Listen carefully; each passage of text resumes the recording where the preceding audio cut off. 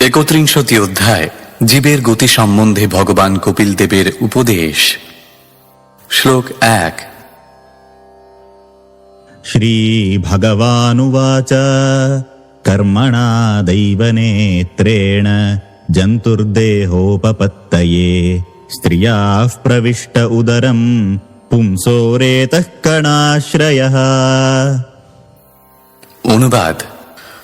ভগবান বললেন, পরমেশ্বরের অধ্যক্ষতায় জীবাত্মা তার পূর্বকৃত কর্মের ফল অনুসারে বিশেষ প্রকার শরীর ধারণের জন্য পুরুষের রেতকণা আশ্রয় করে স্ত্রীর গর্ভে প্রবেশ করে।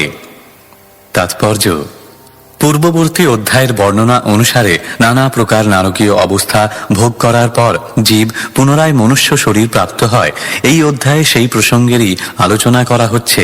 যে ব্যক্তি ইতিমধ্যেই নারকীয় জীবন ভোগ করেছে তাকে বিশেষ প্রকার মনুষ্য শরীর দান করার জন্য তার আত্মাকে তার পিতা হওয়ার উপযুক্ত পুরুষের বীর্যে স্থানান্তরিত করা হয়।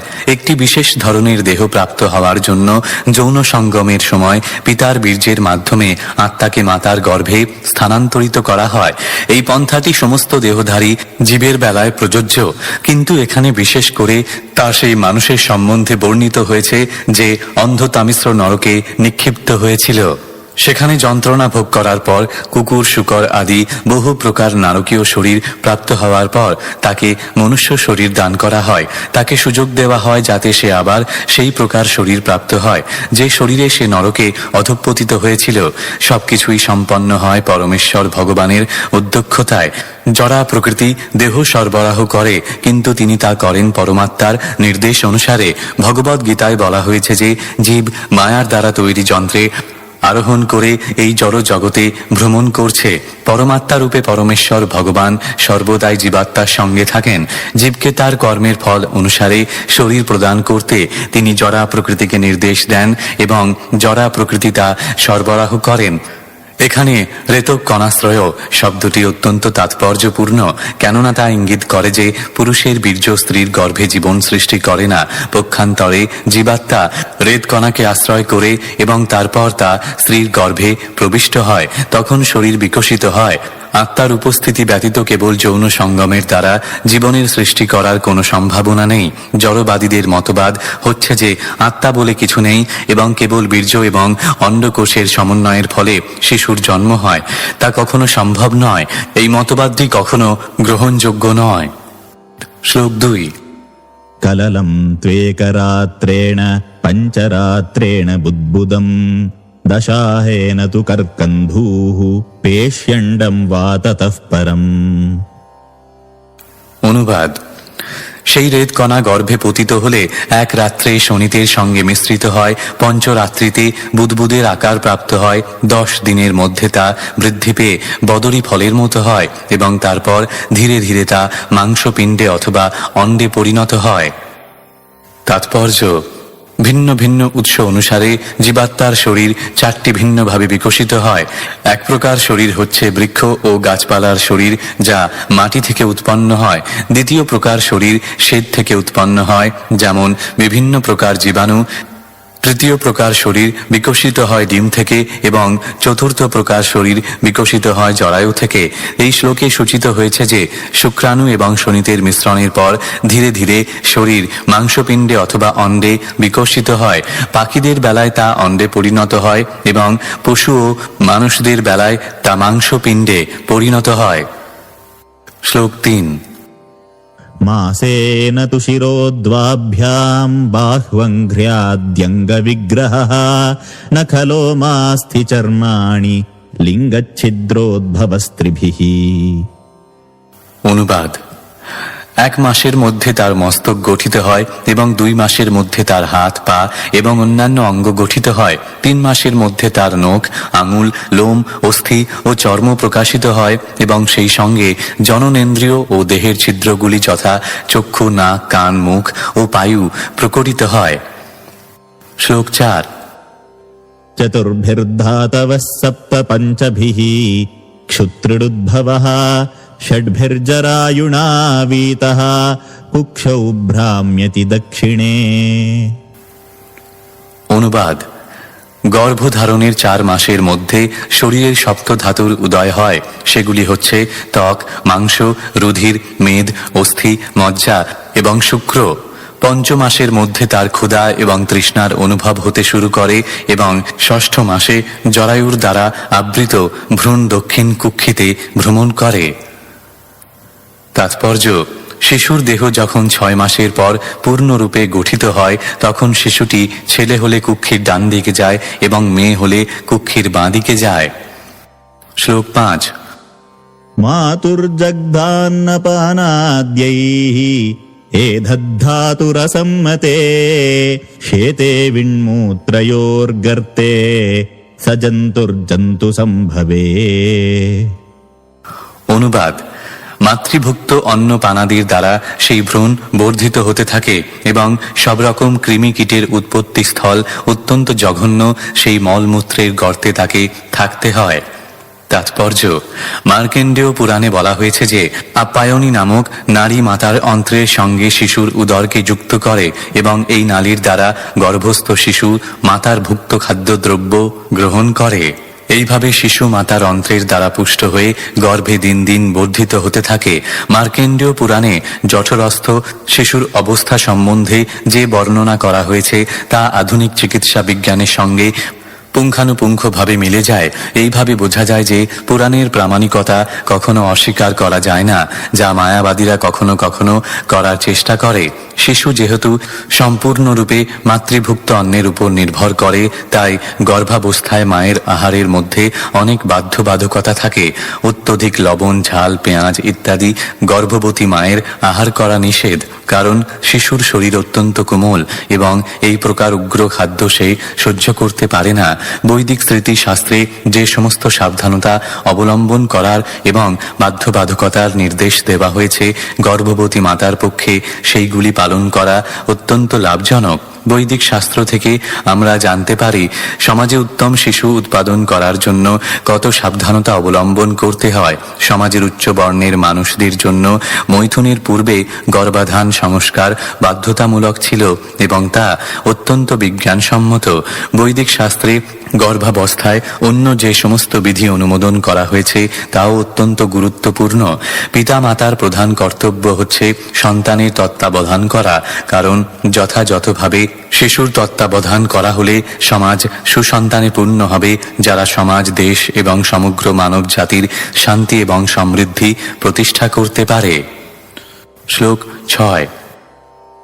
कृमिभिः क्षत सर्वाङ्गः सौकुमार्यात् प्रतिक्षणम् मूर्छामाप्नोत्युरुत्क्लेश तत्रत्यैः क्षुधितैर्मुहुः।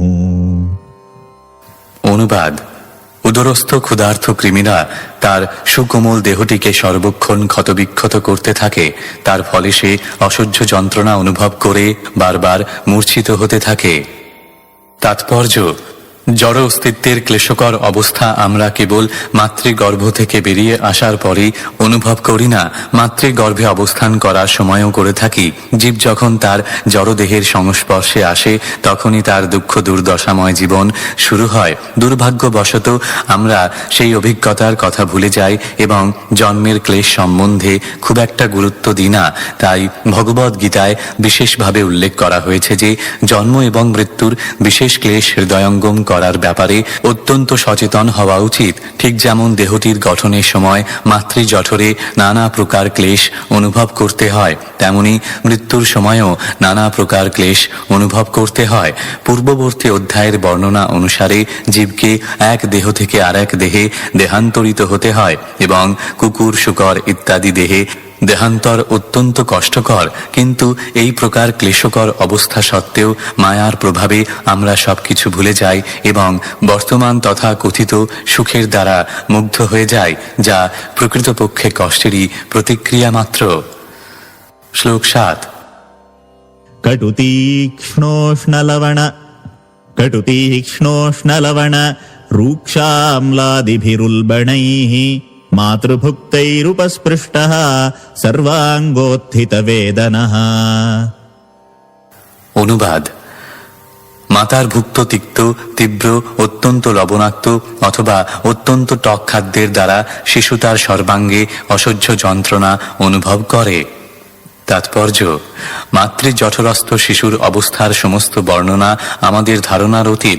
এই রকম অবস্থায় থাকা অত্যন্ত কষ্টকর, কিন্তু তা সত্ত্বেও শিশুকে সেই অবস্থায় থাকতে হয়। শিশুর চেতনা খুব একটা বিকশিত নয় বলে শিশু তা সহ্য করতে পারে, তা না হলে সে মরে যেত। সেইটি হচ্ছে মায়ার আশীর্বাদ, যিনি যন্ত্রণা ভোগকারী দেহকে সেই অসহ্য বেদনা সহ্য করার শক্তি প্রদান করেন। শ্লোক 8।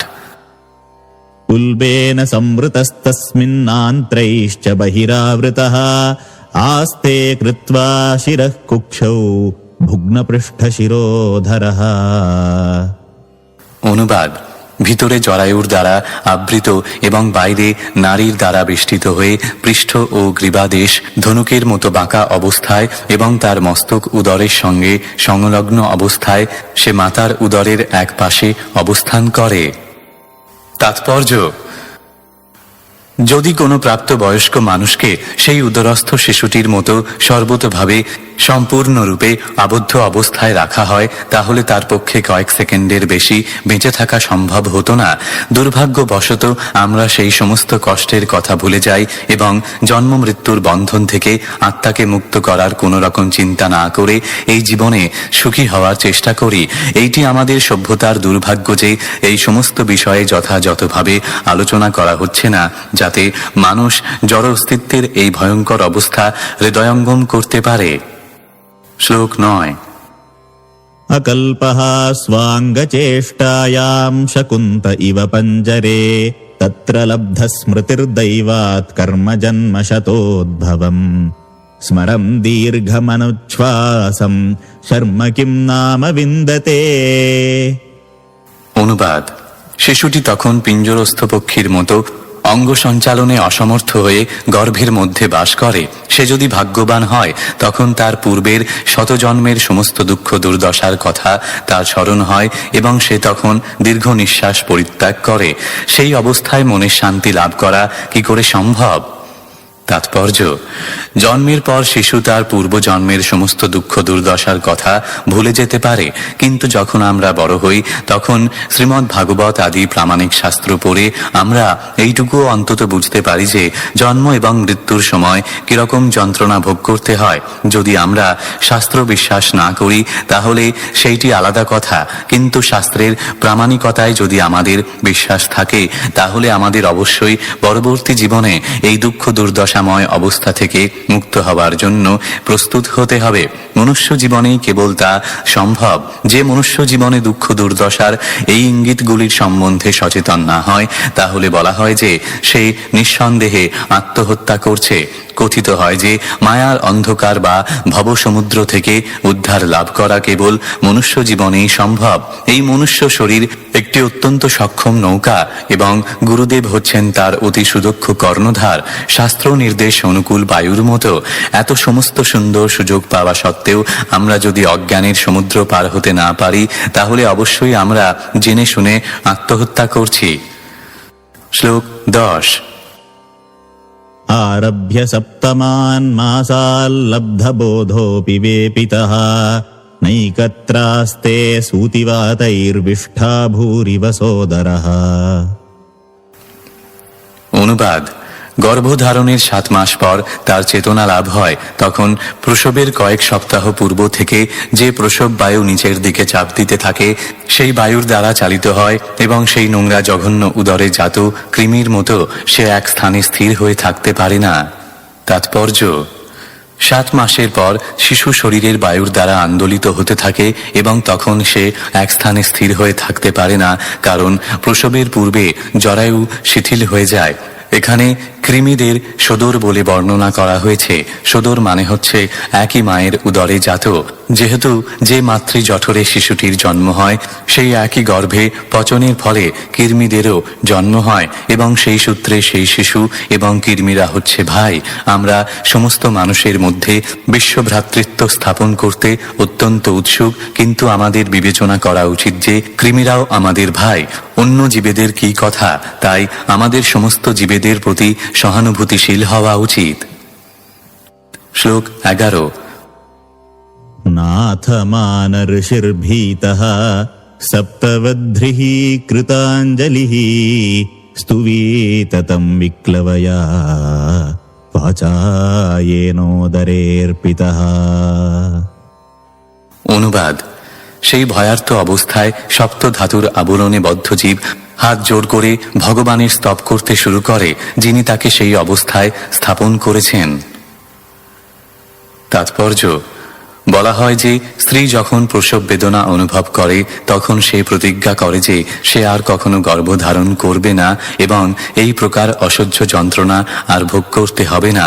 তেমনি কারো যখন হাসপাতালে অপারেশন হয় তখন সে প্রতিজ্ঞা করে সে আর কখনো এমন কার্য করবে না যার ফলে তাকে রোগগ্রস্ত হয়ে আবার অপারেশন করতে হতে পারে, অথবা কেউ যখন বিপদে পড়ে তখন সে প্রতিজ্ঞা করে যে সে আর কখনো সেই ভুল করবে না। তেমনি জীব যখন নারকীয় অবস্থায় পতিত হয় তখন সে ভগবানের কাছে প্রার্থনা করে যে সে আর কখনো পাপ কার্য করবে না, যার ফলে তাকে পুনরায় জন্ম মৃত্যুর আবর্তে পতিত হওয়ার জন্য মাতৃগর্ভে আসতে হয়। গর্ভবাসের নারকীয় পরিস্থিতিতে জীব পুনরায় জন্মগ্রহণ করার ভয়ে অত্যন্ত ভীত হয়, কিন্তু যখন সে গর্ভ থেকে বেরিয়ে আসে, যখন সে পূর্ণ জীবন এবং সুন্দর স্বাস্থ্য লাভ করে, তখন সে সবকিছু ভুলে যায় এবং বারবার সেই পাপ কর্ম সে আচরণ করতে থাকে, যে জন্য তাকে সেই ভয়ঙ্কর অবস্থায় রাখা হয়েছিল। শ্লোক 12। जन्तुरुवाच तस्योपसन्नमवितुम् जगदिच्छयात्तनानातनोर्भुवि चलच्चरणारविन्दम् सोऽहं व्रजामि शरणं ह्यकुतो भयं मे येनेदृशी गतिरदर्श्य सतोऽनुरूपा। অনুবাদ: মানব দেহ প্রাপ্ত আত্মা বলতে থাকে, আমি পরমেশ্বর ভগবানের চরণ কমলের শরণাগত হলাম, যিনি তার বিভিন্ন নিত্য স্বরূপে আবির্ভূত হয়ে এই পৃথিবী পৃষ্ঠে বিচরণ করেন। আমি কেবল তাঁরই শরণ গ্রহণ করি, কারণ তিনি আমাকে সর্বতোভাবে অভয় প্রদান করতে পারেন এবং তার থেকে আমি জীবনের এই অবস্থা প্রাপ্ত হয়েছি, যা আমার পাপকর্মের জন্য সর্বতোভাবে উপযুক্ত। তাৎপর্য: এখানে চরচ্চরণার বিন্দম শব্দে পরমেশ্বর ভগবানকে বোঝানো হয়েছে, যিনি প্রকৃতপক্ষে পৃথিবী পৃষ্ঠে বিচরণ করেন অথবা ভ্রমণ করেন। যেমন শ্রীরামচন্দ্র সত্য সত্যই পৃথিবী পৃষ্ঠে বিচরণ করেছিলেন এবং শ্রীকৃষ্ণ ঠিক একজন সাধারণ মানুষের মতো পদচারণ করেছিলেন। তাই এই প্রার্থনাটি পরমেশ্বর ভগবানের উদ্দেশ্যে নিবেদন করা হয়েছে, যিনি পুণ্যবানদের রক্ষা করার জন্য এবং পাপীদের বিনাশ করার জন্য এই পৃথিবী পৃষ্ঠে অথবা এই ব্রহ্মাণ্ডের যে কোনো স্থানে অবতরণ করেন। ভগবদ গীতায় প্রতিপন্ন হয়েছে যে যখন অধর্মের বৃদ্ধি হয় এবং প্রকৃত ধর্ম আচরণে গ্লানি দেখা দেয়, তখন পরমেশ্বর ভগবান সাধুদের রক্ষা করার জন্য, দুষ্কৃতকারীদের বিনাশ করার জন্য এখানে আসেন। এই শ্লোকটি ভগবান শ্রীকৃষ্ণকে ইঙ্গিত করে। এই শ্লোকে আরেকটি গুরুত্বপূর্ণ তত্ত্ব হচ্ছে যে ভগবান আসেন তার নিজের ইচ্ছার দ্বারা, ইচ্ছয়া, যে কথা ভগবদ গীতাতেও শ্রীকৃষ্ণ প্রতিপন্ন করেছেন। শম্ভু ব্যামাত্ম মায়য়া, আমার নিজের ইচ্ছায় আমার অন্তরঙ্গা শক্তির প্রভাবে আমি আবির্ভূত হই, তাকে জড়া প্রকৃতির নিয়মের প্রভাবে বাধ্য হয়ে আসতে হয় না। এখানে উল্লেখ করা হয়েছে ইচ্ছয়া, তিনি তার নিজের ইচ্ছায় আসেন এবং যে রূপে তিনি অবতরণ করেন তা তার নিত্যস্বরূপ। মায়াবাদীদের কল্পনা অনুসারে তিনি যে কোনো রূপ ধারণ করেন না। পরমেশ্বর ভগবান যেমন জীবকে ভয়ঙ্কর অবস্থার মধ্যে ফেলেন, তেমনি তিনি তাদের উদ্ধার করতে পারেন এবং তাই মানুষের কর্তব্য হচ্ছে শ্রীকৃষ্ণের চরণ কমলের শরণ গ্রহণ করা। শ্রীকৃষ্ণ দাবি করেছেন, সবকিছু পরিত্যাগ করে কেবল আমার শরণাগত হও, এবং ভগবদ গীতাতে আরও বলা হয়েছে যে কেউ যখন তার কাছে যান তখন আর তাকে এই জড় জগতে আরেকটি দেহ ধারণ করার জন্য ফিরে আসতে হয় না। তিনি তার প্রকৃত আলোয় ভগবদ ধামে ফিরে যান, যেখান থেকে আর তাকে ফিরে আসতে হয় না। শ্লোক 13। यस्त्वत्र बद्ध इव कर्मभिरावृतात्मा भूतेन्द्रियाशयमयीमवलम्ब्य मायाम् आस्ते विशुद्धमविकारमखण्डबोधमातप्यमान हृदये अवसितं नमामि। অনুবাদ: বিশুদ্ধ আত্মা আমি আমার কর্মের বন্ধনে মায়ার ব্যবস্থাপনায় মাতৃ জঠরে শায়িত রয়েছি। আমি তাকে আমার সশ্রদ্ধ প্রণতি নিবেদন করি, যিনি এখানে আমারই সঙ্গে রয়েছেন, কিন্তু তিনি অবিকারী এবং অপরিবর্তনশীল। তিনি অসীম, কিন্তু সন্তপ্ত হৃদয় তাকে দর্শন করা যায়। তাকে আমি আমার সশ্রদ্ধ প্রণতি নিবেদন করি। তাৎপর্য: পূর্ববর্তী শ্লোকে বর্ণিত হয়েছে যে জীবাত্মা বলতে থাকে, আমি পরমেশ্বর ভগবানের শরণাগত হই। অতএব জীবাত্মা তার স্বরূপে পরমেশ্বর ভগবান পরমাত্মার আশ্রিত সেবক। পরমাত্মা এবং জীবাত্মা উভয়ই একই শরীরে অবস্থান করছে, যে কথা উপনিষদে প্রতিপন্ন হয়েছে। তারা বন্ধুর মতো পাশাপাশি বসে রয়েছে, কিন্তু তাদের একজন দুঃখ কষ্ট ভোগ করছে এবং অন্যজন সমস্ত দুঃখ কষ্টের অতীত। এই শ্লোকে বলা হয়েছে, বিশুদ্ধম বিকারম খণ্ডবোধম। পরমাত্মা সর্বদাই সমস্ত কলুষের অতীত।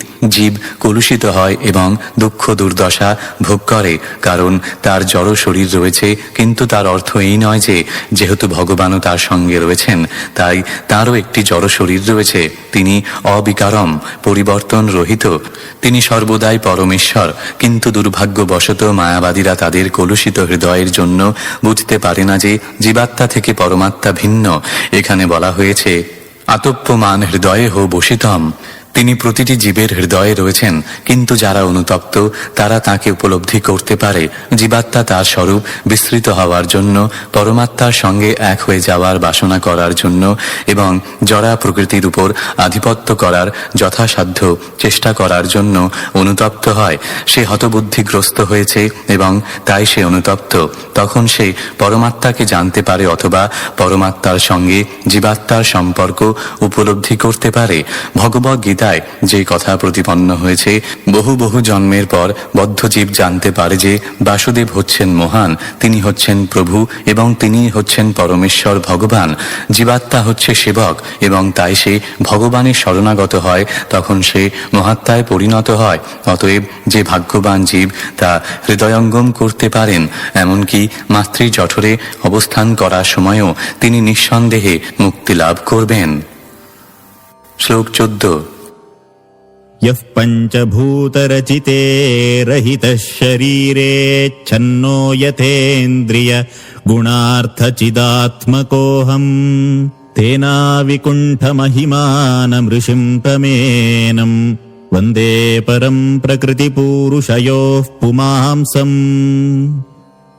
অনুবাদ: আমি এই পঞ্চভূতাত্মক জড় শরীর ধারণ করার ফলে পরমেশ্বর ভগবানের থেকে বিচ্ছিন্ন হয়ে পড়েছি এবং তাই আমি প্রকৃতপক্ষে চিন্ময় হওয়া সত্ত্বেও আমার গুণ এবং ইন্দ্রিয়ের অপব্যবহার হচ্ছে। যেহেতু পরমেশ্বর ভগবান এই প্রকার জড় শরীর রহিত, তাই তিনি জীব এবং জড়া প্রকৃতির অতীত, এবং যেহেতু তিনি সর্বদাই তার চিন্ময় গুণে মহিমান্বিত, তাই আমি তাকে আমার সশ্রদ্ধ প্রণতি নিবেদন করি। তাৎপর্য: জীব এবং পরমেশ্বর ভগবানের মধ্যে পার্থক্য হচ্ছে এই যে জীবের জড়া প্রকৃতির অধীন হওয়ার প্রবণতা রয়েছে, কিন্তু পরমেশ্বর ভগবান সর্বদাই জড়া প্রকৃতি এবং জীবের অতীত। জীব যখন জড়া প্রকৃতিতে পতিত হয় তখন তার ইন্দ্রিয় এবং গুণ কলুষিত হয়ে যায় বা উপাধি প্রাপ্ত হয়, কিন্তু পরমেশ্বর ভগবানের জড়গুণ বা জড় ইন্দ্রিয়ের দ্বারা বদ্ধ হওয়ার কোনো সম্ভাবনা নেই, কারণ তিনি জড়া প্রকৃতির প্রভাবের অতীত এবং বদ্ধ জীবের মতো তিনি কখনো অজ্ঞানের অন্ধকারে আচ্ছন্ন হতে পারেন না। যেহেতু তিনি পূর্ণ জ্ঞানময়, তাই তিনি কখনো জড়া প্রকৃতির প্রভাবের বশবর্তী নন। জড়া প্রকৃতি সর্বদাই তাঁর নিয়ন্ত্রণাধীন এবং তাই জড়া প্রকৃতির পক্ষে তাকে নিয়ন্ত্রণ করা কখনোই সম্ভব নয়। যেহেতু জীবের স্বরূপ অনুসদৃশ, তাই তার জড়া প্রকৃতির অধীনস্থ হওয়ার প্রবণতা রয়েছে। কিন্তু যখন সে মিথ্যা জড়দেহের বন্ধন থেকে মুক্ত হয়, তখন সে পরমেশ্বর ভগবানের মতো চিন্ময় প্রকৃতি প্রাপ্ত হয়। তখন আর ভগবানের সঙ্গে তার গুণগত কোনো পার্থক্য থাকে না। কিন্তু যেহেতু সে এত শক্তিমান নয় যে সে কখনো জড়া প্রকৃতির নিয়ন্ত্রণাধীন হতে পারে না, তাই আয়তনগতভাবে সে ভগবান থেকে ভিন্ন। জীবকে জড় জগতের কলুষ থেকে মুক্ত করা এবং চিন্ময় স্তরে অধিষ্ঠিত করাই হচ্ছে ভক্তির প্রক্রিয়া। সেই চিন্ময় স্তরে জীব গুণগতভাবে পরমেশ্বর ভগবানের সঙ্গে এক। বেদে বলা হয়েছে যে জীব সর্বদাই মুক্ত, অসঙ্গ হায়ং পুরুষ। জীব হচ্ছে মুক্ত, তার জড় কলুষ অনিত্য এবং তার প্রকৃত স্থিতি হচ্ছে মুক্ত অবস্থা। এই মুক্তি লাভ হয় কৃষ্ণ ভক্তির দ্বারা, যার শুরু হয় শরণাগতি থেকে। তাই এখানে বলা হয়েছে, আমি পরম পুরুষ ভগবানকে আমার সশ্রদ্ধ প্রণতি নিবেদন করি। শ্লোক 15। यन्माययोरुगुणकर्म निबन्धनेऽस्मिन् सांसारिके पथि चरंस्तदभिश्रमेण नष्टस्मृतिः पुनरयम् प्रवृणीतलोकम् युक्त्या कः महदनुग्रहमन्तरेण। অনুবাদ: মনুষ্য শরীর প্রাপ্ত আত্মা প্রার্থনা করে জীব মায়ার বশীভূত হয়ে সংসার চক্রে তার অস্তিত্বের জন্য কঠোর পরিশ্রম করছে। ভগবানের সঙ্গে তার সম্পর্কের কথা ভুলে যাওয়ার ফলেই সে এইভাবে বদ্ধ হয়ে পড়ে। অতএব ভগবানের কৃপা ব্যতীত সে কিভাবে পুনরায় ভগবানের অপ্রাকৃত প্রেমময় সেবায় যুক্ত হতে পারে? তাৎপর্য: মায়াবাদীরা বলে যে কেবল মনোধর্ম প্রসূত জ্ঞানের অনুশীলনের দ্বারা জীব জড়জগতের বন্ধন থেকে মুক্ত হতে পারে, কিন্তু এখানে বলা হয়েছে যে জ্ঞানের দ্বারা কেউ মুক্তি লাভ করে না। মুক্তি লাভ হয় কেবল ভগবানের কৃপার দ্বারা। মনের জল্পনা কল্পনার দ্বারা বদ্ধ জীব যে জ্ঞান অর্জন করে তা যতই শক্তিশালী হোক না কেন, তা সর্বদাই পরম তত্ত্বের সমীপবর্তী হওয়ার জন্য যথেষ্ট নয়। বলা হয় যে পরমেশ্বর ভগবান কৃপা ব্যতীত কেউই তাকে অথবা তার প্রকৃত রূপ, গুণ এবং নাম উপলব্ধি করতে পারে না। যারা ভগবত ভক্তি পরায়ণ নয় তারা বহু সহস্র বৎসর ধরে পরম তত্ত্ব সম্বন্ধে জল্পনা কল্পনা করলেও তাকে জানতে পারবে না। কেবল পরমেশ্বর ভগবানের কৃপার প্রভাবে পরম তত্ত্ব জ্ঞান লাভ করে মুক্ত হওয়া যায়। এখানে স্পষ্টভাবে উল্লেখ করা হয়েছে যে মায়ার দ্বারা আচ্ছাদিত হয়ে পড়ার ফলে আমরা আমাদের স্মৃতি হারিয়ে ফেলেছি। কেউ তর্ক উত্থাপন করতে পারে যে ভগবানের পরম ইচ্ছার দ্বারা কেন আমরা মায়ার অধীন হয়েছি, তা ভগবদ গীতায় বিশ্লেষণ করা হয়েছে, যেখানে ভগবান বলেছেন, আমি সকলের হৃদয়ে বিরাজ করি, আমি স্মৃতি দান করি এবং জ্ঞান অপহরণ করি। বদ্ধ জীবের বিস্মৃতিও ভগবানের নির্দেশনাতেই হয়। জীব যখন জড়া প্রকৃতির উপর প্রভুত্ব করতে চায় তখন সে তার ক্ষুদ্র স্বাতন্ত্র্যের অপব্যবহার করে। স্বাতন্ত্র্যের এই অপব্যবহার যাকে বলা হয় মায়া, তা সর্বদাই রয়েছে। তা না হলে স্বাতন্ত্র্য থাকতো না। স্বাতন্ত্র্য মানে হচ্ছে সঠিকভাবে অথবা বেঠিকভাবে আচরণ করার ক্ষমতা। তা নিশ্চল নয়, তা সচল। অতএব স্বাতন্ত্র্যের অপব্যবহার জীবের মায়াচ্ছন্ন হওয়ার কারণ। মায়া এতই প্রবল যে ভগবান বলেছেন এই মায়ার প্রভাব অতিক্রম করা অত্যন্ত কঠিন, কিন্তু তা আবার অনায়াসে করা সম্ভব যদি সে আমার শরণাগত হয়। মামেব যে প্রপদ্যন্তে, যিনি ভগবানের শরণাগত হন তিনি অনায়াসে মায়ার কঠোর নিয়মের প্রভাব অতিক্রম করতে পারেন। এখানে স্পষ্টভাবে উল্লেখ করা হয়েছে যে ভগবানের ইচ্ছায় জীব মায়ার বশীভূত হয় এবং কেউ যদি সেই বন্ধন থেকে মুক্ত হতে চান তা সম্ভব কেবল ভগবানের কৃপার দ্বারা। মায়াচ্ছন্নবদ্ধ জীবের কার্যকলাপ এখানে বর্ণনা করা হয়েছে। প্রতিটি বদ্ধ জীব মায়ার বশবর্তী হয়ে নানা প্রকার কর্মে লিপ্ত হয়। আমরা এই জড় জগতে দেখতে পাই যে ইন্দ্রিয় তৃপ্তির জন্য জড় সভ্যতার তথাকথিত উন্নতি সাধনের নিমিত্ত বদ্ধ জীবেরা কিরকম আশ্চর্যজনকভাবে কর্ম করছে, কিন্তু প্রকৃতপক্ষে তার একমাত্র উদ্দেশ্য হওয়া উচিত নিজেকে পরমেশ্বর ভগবানের নিত্য দাস রূপে জানা। তিনি যখন বাস্তবিকই পূর্ণ জ্ঞানে থাকেন তখন তিনি জানতে পারেন যে ভগবান হচ্ছেন পরম আরাধ্য বস্তু এবং জীব হচ্ছে তার নিত্য দাস। এই জ্ঞান হারিয়ে সে যখন জড়জাগতিক কার্যকলাপে যুক্ত হয় তাকে বলা হয় অজ্ঞান। শ্লোক 16। ज्ञानं यदेतददधात् कतमः सदेव स्त्रैकालिकम् स्थिरचरेषु अनुवर्तितांशः तं जीवकर्मपदवीमनुवर्तमानाः तापत्रयोपशमनाय वयं भजेम। অনুবাদ: পরমেশ্বর ভগবান, যিনি তার অংশ অন্তর্যামী পরমাত্মা রূপে সকলের হৃদয়ে বিরাজ করছেন, তিনি ছাড়া আর কে সমস্ত স্থাবর এবং জঙ্গম বস্তুদের পরিচালনা করতে পারেন? তিনি অতীত, বর্তমান এবং ভবিষ্যৎকালের এই তিনটি অবস্থায় বিরাজ করেন। তাঁরই নির্দেশনায় বদ্ধ জীব বিভিন্ন কার্যকলাপে যুক্ত হয় এবং বদ্ধ জীবনের ত্রিতাপ দুঃখ থেকে মুক্ত হওয়ার জন্য আমাদের কেবল তাঁরই শরণাগত হতে হবে। তাৎপর্য: বদ্ধ জীব যখন ঐকান্তিকভাবে মায়ার বন্ধন থেকে মুক্ত হতে উৎসুক হয়, তখন তার হৃদয়ে পরমাত্মা রূপে বিরাজমান পরমেশ্বর ভগবান তাকে এই জ্ঞান প্রদান করেন। আমার শরণাগত হও। ভগবদ গীতায় ভগবান বলেছেন, সমস্ত ধর্ম পরিত্যাগ করে কেবল আমার শরণাগত হও। আমাদের স্বীকার করতে হবে যে সমস্ত জ্ঞানের উৎস হচ্ছেন পরমেশ্বর ভগবান। তা ভগবদ গীতাতেও প্রতিপন্ন হয়েছে। মত্ত স্মৃতিজ্ঞানমোপহনং চ। ভগবান বলেছেন, আমার মাধ্যমে প্রকৃত জ্ঞান এবং স্মৃতি লাভ হয় এবং বিস্মৃতিও আমার থেকেই আসে। যিনি জড়জাগতিক বিচারে তৃপ্ত হতে চান অথবা যিনি জড়া প্রকৃতির উপর আধিপত্য করতে চান, ভগবান তাকে তাঁর সেবার কথা ভুলে যাওয়ার সুযোগ দেন এবং জড়জাগতিক কার্যকলাপের তথাকথিত সুখে নিমগ্ন করেন। তেমনি কেউ যখন জড়া প্রকৃতির উপর আধিপত্য করতে গিয়ে নিরাশ হয়ে ভববন্ধন থেকে মুক্ত হওয়ার জন্য ঐকান্তিকভাবে আগ্রহী হন, তখন ভগবান অন্তর থেকে তাকে শরণাগত হওয়ার জ্ঞান প্রদান করেন এবং তারই ফলে তিনি মুক্ত হন। পরমেশ্বর ভগবান অথবা তাঁর প্রতিনিধি ব্যতীত কেউই এই জ্ঞান প্রদান করতে পারেন না। শ্রী চৈতন্য চরিতামৃত গ্রন্থে শ্রীলরূপ গোস্বামীকে শ্রী চৈতন্য মহাপ্রভু উপদেশ দিয়েছেন যে জড়জগতে নানা প্রকার দুঃখ দুর্দশা ভোগ করতে করতে জীব জন্ম জন্মান্তর ধরে ভ্রমণ করছে, কিন্তু সে যখন জড়জগতের বন্ধন থেকে মুক্ত হওয়ার জন্য ঐকান্তিকভাবে আগ্রহী হয়, তখন শ্রী গুরুদেব এবং শ্রীকৃষ্ণের মাধ্যমে সে দিব্য জ্ঞান লাভ করে। অর্থাৎ পরমাত্মা রূপে শ্রীকৃষ্ণ জীবের হৃদয়ে বিরাজ করছেন এবং জীব যখন ঐকান্তিকভাবে আগ্রহী হয়, তখন ভগবান তাকে তার প্রতিনিধি বা সদ্গুরুর শরণাগত হওয়ার নির্দেশ দেন। অন্তর থেকে এইভাবে পরিচালিত হয়ে এবং বাইরে গুরুদেবের দ্বারা নিয়ন্ত্রিত হয়ে জীব কৃষ্ণ ভক্তির পন্থা প্রাপ্ত হয়, যা হচ্ছে সংসার বন্ধন থেকে মুক্ত হওয়ার উপায়। তাই পরমেশ্বর ভগবানের আশীর্বাদ ব্যতীত স্বরূপে অধিষ্ঠিত হওয়ার কোনো সম্ভাবনা নেই। পরম জ্ঞানের আলোক প্রাপ্ত না হলে জড়া প্রকৃতিতে কঠোর জীবন সংগ্রামে জীবকে তীব্র যাতনা ভোগ করতে হয়। তাই গুরুদেব হচ্ছেন পরমেশ্বর ভগবানের কৃপার মূর্ত বিগ্রহ। বদ্ধ জীবকে প্রত্যক্ষভাবে গুরুদেবের আদেশ প্রাপ্ত হতে হয় এবং তার ফলে সে ধীরে ধীরে কৃষ্ণ ভক্তির পথে অগ্রসর হয়।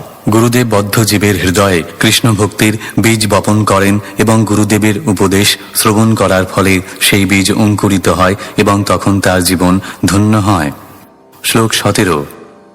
देह्यन्यदेह विवरे जठराग्निना सृग्विण्मूत्रकूपपतितो भृशतप्तदेहः इच्छन्नितो विवसितुम् गणयन् स्वमासान् निर्वास्यते कृपणधीर्भगवन् कदानु। অনুবাদ: তার মায়ের উদরে রক্ত, মল এবং মূত্রের কূপে পতিত হয়ে এবং তার মায়ের জঠরাগ্নিতে দগ্ধ হয়ে দেহী জীবাত্মা সেখান থেকে বেরিয়ে আসার জন্য উদ্বিগ্ন হয়ে মাস গণনা করে এবং প্রার্থনা করে, হে ভগবান, এই হতভাগ্য জীব কখন এই কারাগার থেকে মুক্ত হবে। তাৎপর্য: এখানে মাতৃগর্ভে জীবের সংকটাপন্ন পরিস্থিতির কথা বর্ণনা করা হয়েছে। একদিক দিয়ে শিশুটি জঠরাগ্নিতে দগ্ধ হচ্ছে এবং অন্যদিকে সে মল, মূত্র, রক্ত ইত্যাদির কূপে ভাসছে। 7 মাস পর শিশু যখন চেতনা লাভ করে, তখন সে দুঃসহ পরিস্থিতি অনুভব করে ভগবানের কাছে প্রার্থনা করে কবে তার মুক্তি হবে। তার মাস গণনা করে সেই কারাগার থেকে সে বেরিয়ে আসার জন্য অত্যন্ত আকুল হয়। তথাকথিত সভ্য মানুষ জীবনের এই ভয়ঙ্কর অবস্থার কথা বিচার করে না এবং কখনো কখনো তারা ইন্দ্রিয় তৃপ্তি সাধনের উদ্দেশ্যে জন্ম নিয়ন্ত্রণের দ্বারা অথবা গর্ভপাতের দ্বারা সেই শিশুটিকে হত্যা করতে চায়। সেই প্রকার মানুষেরা গর্ভের ভয়াবহ পরিস্থিতির কথা বিবেচনা না করে মনুষ্য জীবনের অপূর্ব সুন্দর সুযোগটির সম্পূর্ণ অপব্যবহার করে জড়জাগতিক কার্যকলাপে মগ্ন হয়ে থাকে। এই শ্লোকে কৃপণধি শব্দটি অত্যন্ত তাৎপর্যপূর্ণ। ধি মানে হচ্ছে বুদ্ধি এবং কৃপণ মানে হচ্ছে অনুদার। বদ্ধ জীবন তাদের জন্য যাদের বুদ্ধিমত্তা কৃপণ অথবা যারা যথাযথভাবে তাদের বুদ্ধিমত্তার সদ্ব্যবহার করে না।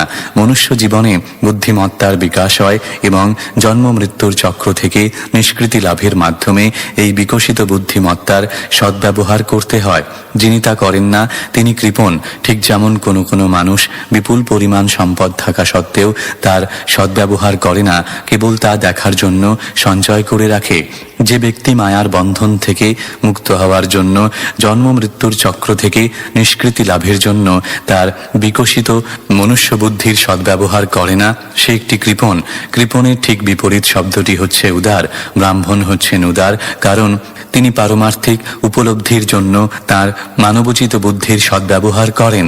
তিনি জনসাধারণের মঙ্গল সাধনের জন্য কৃষ্ণ ভক্তির প্রচার করে তার বুদ্ধিমত্তার সদ্ব্যবহার করেন, এবং তাই তিনি হচ্ছেন উদার।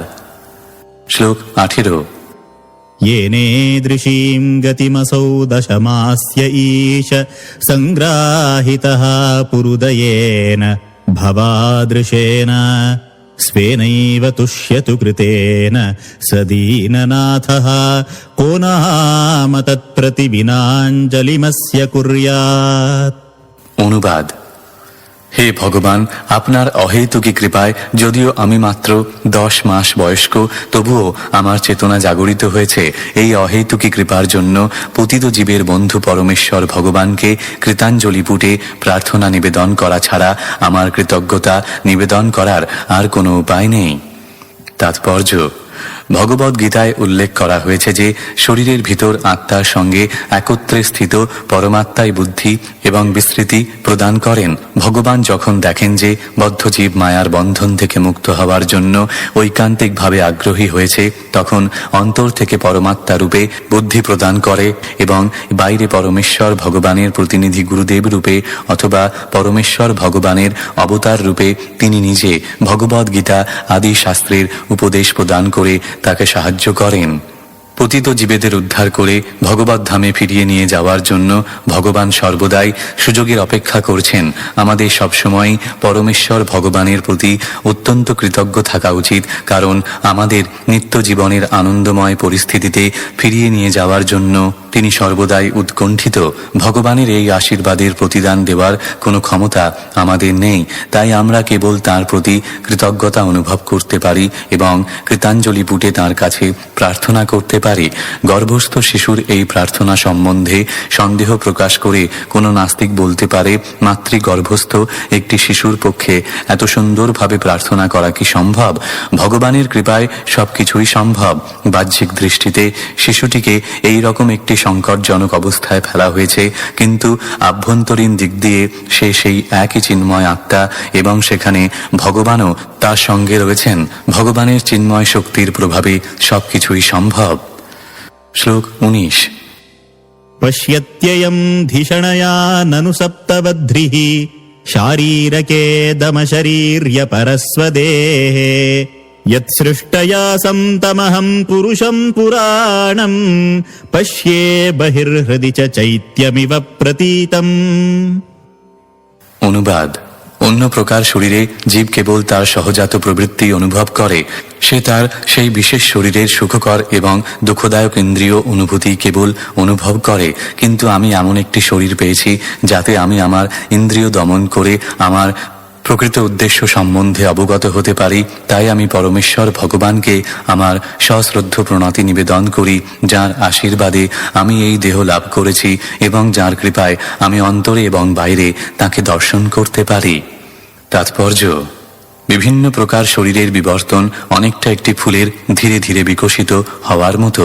একটি ফুলের যেমন বিকাশের বিভিন্ন স্তর রয়েছে, মুকুলের স্তর, বিকশিত স্তর এবং সৌরভ ও সৌন্দর্য নিয়ে পূর্ণ বিকশিত স্তর, তেমনি 84 লক্ষ বিভিন্ন যোনিতে জীবের ধীরে ধীরে বিবর্তন হয় এবং নিম্ন যোনি থেকে উচ্চতর যোনিতে ধারাবাহিকভাবে ক্রমোন্নতি হয়। মনুষ্য জীবন হচ্ছে সর্বোচ্চ স্তরের জীবন, কেননা সেই জীবনে জন্ম মৃত্যুর বন্ধন থেকে মুক্ত হওয়ার চেতনা লাভ হয়।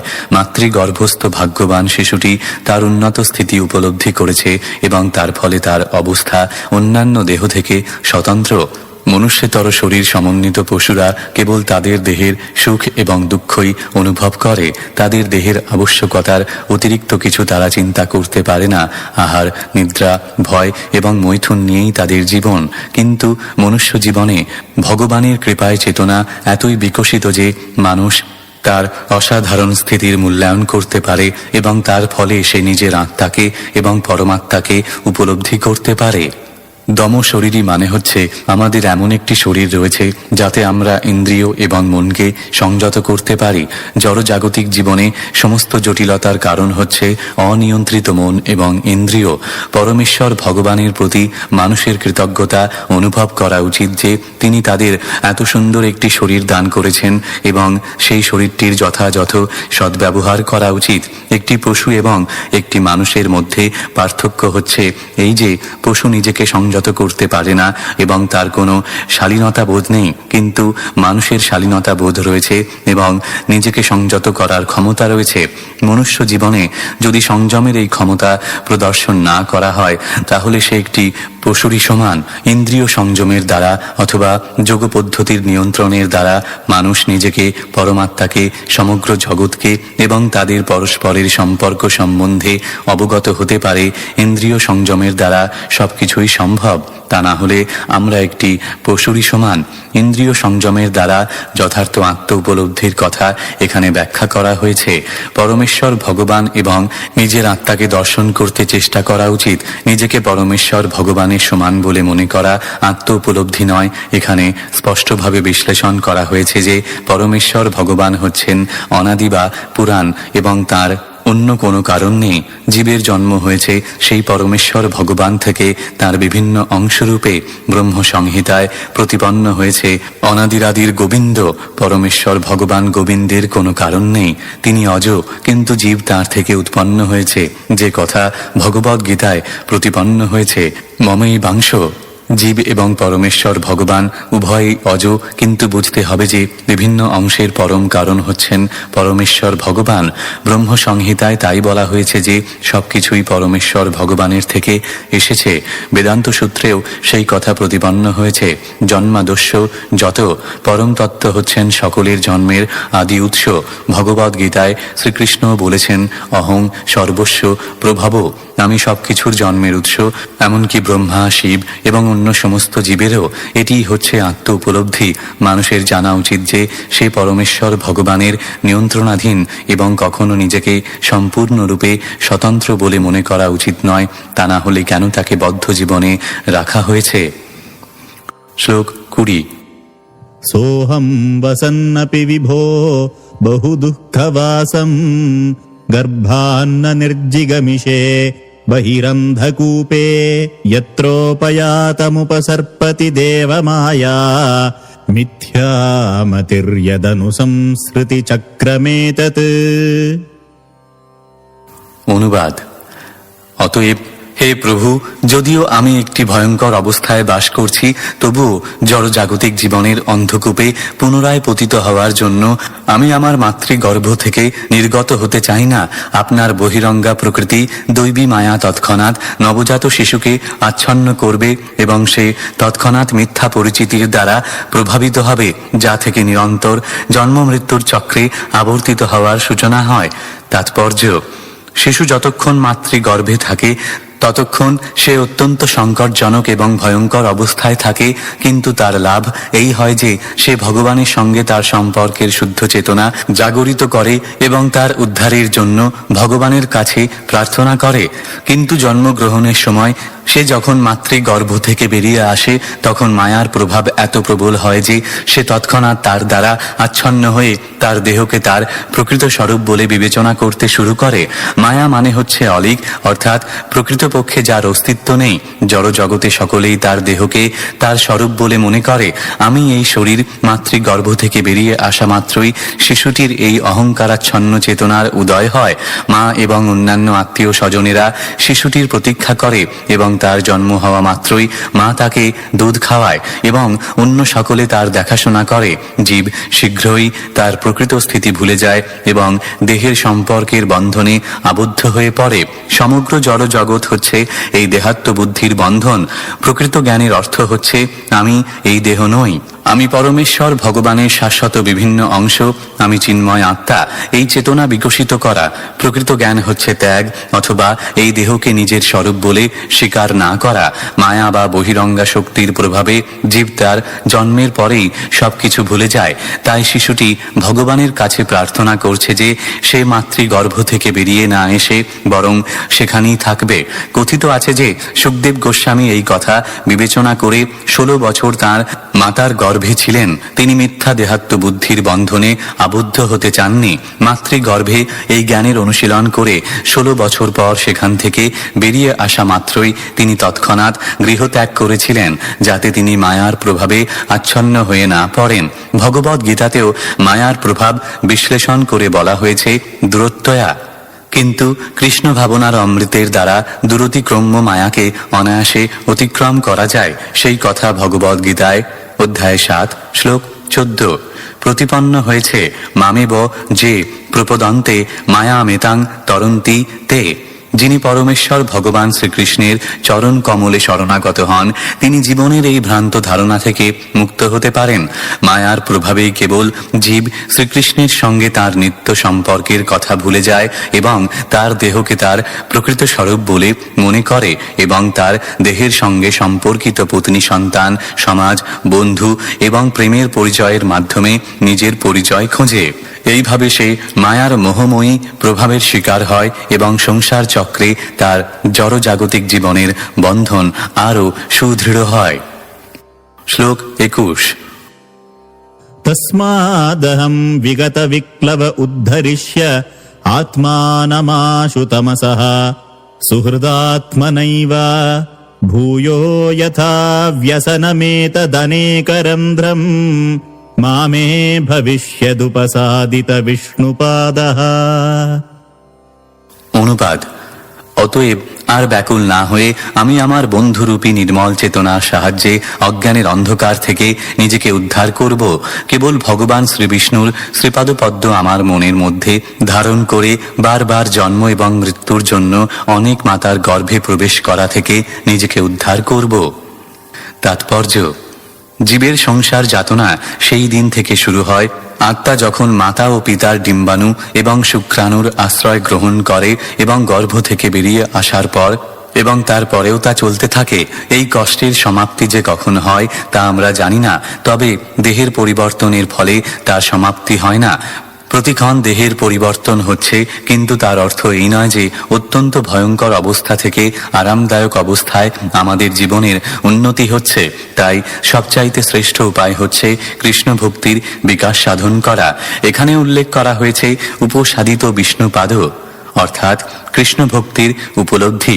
ভগবানের কৃপায় যিনি বুদ্ধিমান এবং কৃষ্ণ ভক্তি বিকশিত করেছেন তার জীবন সার্থক, কারণ কেবলমাত্র কৃষ্ণ ভক্তিতে স্থিত হওয়ার ফলে তিনি জন্ম মৃত্যুর চক্র থেকে উদ্ধার লাভ করবেন।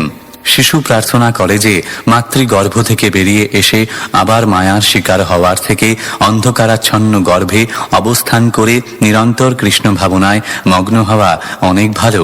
এই মায়া গর্ভের ভিতরে এবং বাইরে সমানভাবে কার্য করে, কিন্তু আসল কথা হচ্ছে যদি কৃষ্ণ ভক্তি করা যায় তাহলে তার প্রভাব ততটা খারাপ হয় না। ভগবদ গীতায় বলা হয়েছে যে মানুষের বুদ্ধি তার বন্ধু, আবার সেই বুদ্ধি তার শত্রুও হতে পারে। এখানেও সেই একই ধারণার পুনরাবৃত্তি হয়েছে। সুহৃদাত্ম নৈব মিত্রবৎ বুদ্ধি। কৃষ্ণের সেবায় এবং পূর্ণ কৃষ্ণ চেতনায় বুদ্ধিকে মগ্ন রাখলে তা আত্ম উপলব্ধি এবং মুক্তির পথ হয়। অনর্থক ক্ষুব্ধ না হয়ে আমরা যদি নিরন্তর হরে কৃষ্ণ কৃষ্ণ কৃষ্ণ হরে হরে, হরে রাম রাম রাম হরে হরে এই মহামন্ত্র কীর্তন করার দ্বারা কৃষ্ণ ভক্তির পন্থা অবলম্বন করি, তাহলে সংসার চক্র চিরতরে রোধ করা যায়। এখানে প্রশ্ন হতে পারে, কৃষ্ণ ভক্তি সম্পাদন করার আবশ্যক সামগ্রী বিনা শিশু কিভাবে পূর্ণরূপে কৃষ্ণ ভাবনামৃত লাভ করল? ভগবান শ্রীবিষ্ণুর পূজার জন্য কোনো সামগ্রীর আবশ্যকতা হয় না। মাতার গর্ভেই শিশু থাকতে চায় এবং সেই সঙ্গে মায়ার বন্ধন থেকেও মুক্ত হতে চায়। কৃষ্ণ ভক্তির অনুশীলনের জন্য কোনো ভৌতিক আয়োজনের প্রয়োজন হয় না। যে কোনো স্থানেই কৃষ্ণ ভক্তির অনুশীলন করা যায়। যদি তিনি নিরন্তর শ্রীকৃষ্ণের কথা চিন্তা করতে পারেন, হরে কৃষ্ণ কৃষ্ণ কৃষ্ণ হরে হরে হরে রাম রাম রাম হরে হরে। এই হরে কৃষ্ণ মহামন্ত্র মাতার গর্ভেও কীর্তন করা যায়। নিদ্রিত অবস্থায়, কাজ করার সময়, মাতৃগর্ভে বন্দী অবস্থায় অথবা বাইরে সর্বত্রই কীর্তন করা যায়। কোনো অবস্থাতেই কৃষ্ণ ভক্তি রোধ করা যায় না। শিশুর প্রার্থনার মূল বক্তব্য হচ্ছে, যদিও আমার এই অবস্থাটি অত্যন্ত কষ্টকর, তবুও আমাকে এই অবস্থাতেই থাকতে দিন। বাইরে গিয়ে মায়ার বন্ধনে আবদ্ধ হওয়ার থেকে এইটি অনেক ভালো। শ্লোক 22। কপিল উবাচ এবং কৃতিমতির্গর্ভে দশমাস্যস্তুবন ঋষিঃ সদ্য ক্ষিপত্যবাচীনম প্রসূত্যৈ সূতিমারুতঃ। অনুবাদ। ভগবান কপিল দেব বললেন, গর্ভে অবস্থানকালে 10 মাস বয়স্ক গর্ভস্থ জীব এইভাবে বাসনা করে, কিন্তু যখন সে এইভাবে ভগবানের স্তব করে, তখন প্রসবের কারণীভূত বায়ু তাকে অধোমুখী করে ভূমিষ্ঠ হওয়ার জন্য প্রেরণ করে। শ্লোক 23। তেনাবসৃষ্টঃ সহসা কৃত্বা বাক্শির আতুরঃ বিনিষ্ক্রামতি কৃচ্ছ্রেণ নিরুচ্ছ্বাসো হত স্মৃতিঃ। অনুবাদ। অকস্মাৎ সেই বায়ুর দ্বারা অধক্ষিপ্ত হয়ে এবং অধমস্তক হয়ে অতি কষ্টে সেই শিশু বেরিয়ে আসে। সেই সময় অসহ্য বেদনায় তার শ্বাস রুদ্ধ হয় এবং স্মৃতি বিলুপ্ত হয়। তাৎপর্য। কৃচ্ছেন শব্দটির অর্থ হচ্ছে অতি কষ্টে।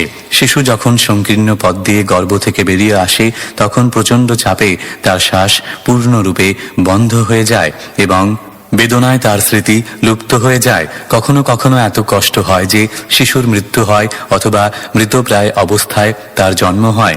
জন্ম যন্ত্রণা যে কেমন তা অনুমান করা যায়। শিশু 10 মাস গর্ভে এক অত্যন্ত ভয়ঙ্কর অবস্থায় থাকে এবং 10 মাসের পর তাকে বলপূর্বক বের করে দেওয়া হয়। ভগবদ গীতায় ভগবান বলেছেন যে যারা পারমার্থিক চেতনায় উন্নতি সাধন করতে চান, তাদের কর্তব্য নিরন্তর জন্ম, মৃত্যু, জরা এবং ব্যাধির 4 প্রকার কষ্টের কথা বিবেচনা করা। জড়বাদীরা নানাভাবে উন্নতি সাধন করছে ঠিকই, কিন্তু তারা জড় জাগতিক অস্তিত্বের এই 4 প্রকার ক্লেশের নিবৃত্তি সাধন করতে অক্ষম। শ্লোক 24। পতিতো ভূয়সৃঙ্মিশ্রः পিষ্ঠা ভূরিব চেষ্টতে রোরূয়তি গতে জ্ঞানে বিপরীতাম গতিম গতঃ। অনুবাদ। শিশু রক্তাক্ত কলেবরে ভূমিতে পতিত হয়ে বিষ্ঠাজাত কৃমির মতো অঙ্গ সঞ্চালন করতে থাকে। সে তার উচ্চতর জ্ঞান হারিয়ে মায়ার প্রভাবে ক্রন্দন করতে থাকে। শ্লোক 25। পরচ্ছন্দম ন বিদুষা পুষ্যমাণো জনেন সহ অনভিপ্রেতমাপন্নঃ প্রত্যাখ্যাতুমনীশ্বরঃ। অনুবাদ। গর্ভ থেকে বেরিয়ে আসার পর শিশু প্রতিপালিত হয় সেই সমস্ত ব্যক্তিদের দ্বারা যারা বুঝতে পারে না সে কি চায়। তাকে যা দেওয়া হয় তা প্রত্যাখ্যান করতে অসমর্থ হয়ে সে এক অবাঞ্ছিত পরিস্থিতিতে পতিত হয়। তাৎপর্য। মাতৃগর্ভে শিশুর পুষ্টি সাধন প্রকৃতির ব্যবস্থাপনায় সম্পন্ন হচ্ছিল। যদিও গর্ভাভ্যন্তরের পরিবেশ মোটেই অনুকূল ছিল না, তবুও অনন্ত শিশুর আহারের ব্যবস্থা প্রকৃতির নিয়মে যথাযথভাবে সম্পন্ন হচ্ছিল।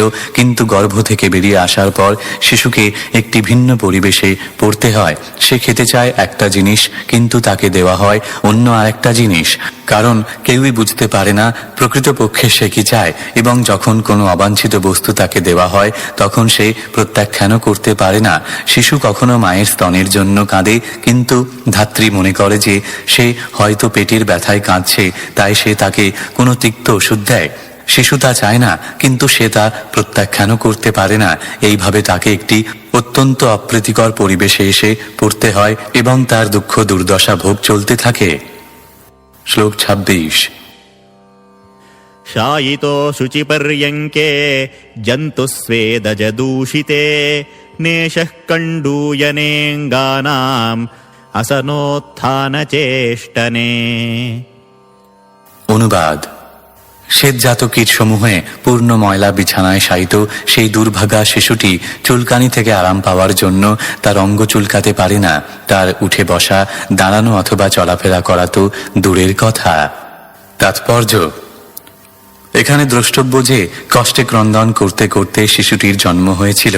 জন্মের পরও সেই কষ্টভোগ চলতে থাকে এবং সে ক্রন্দন করে।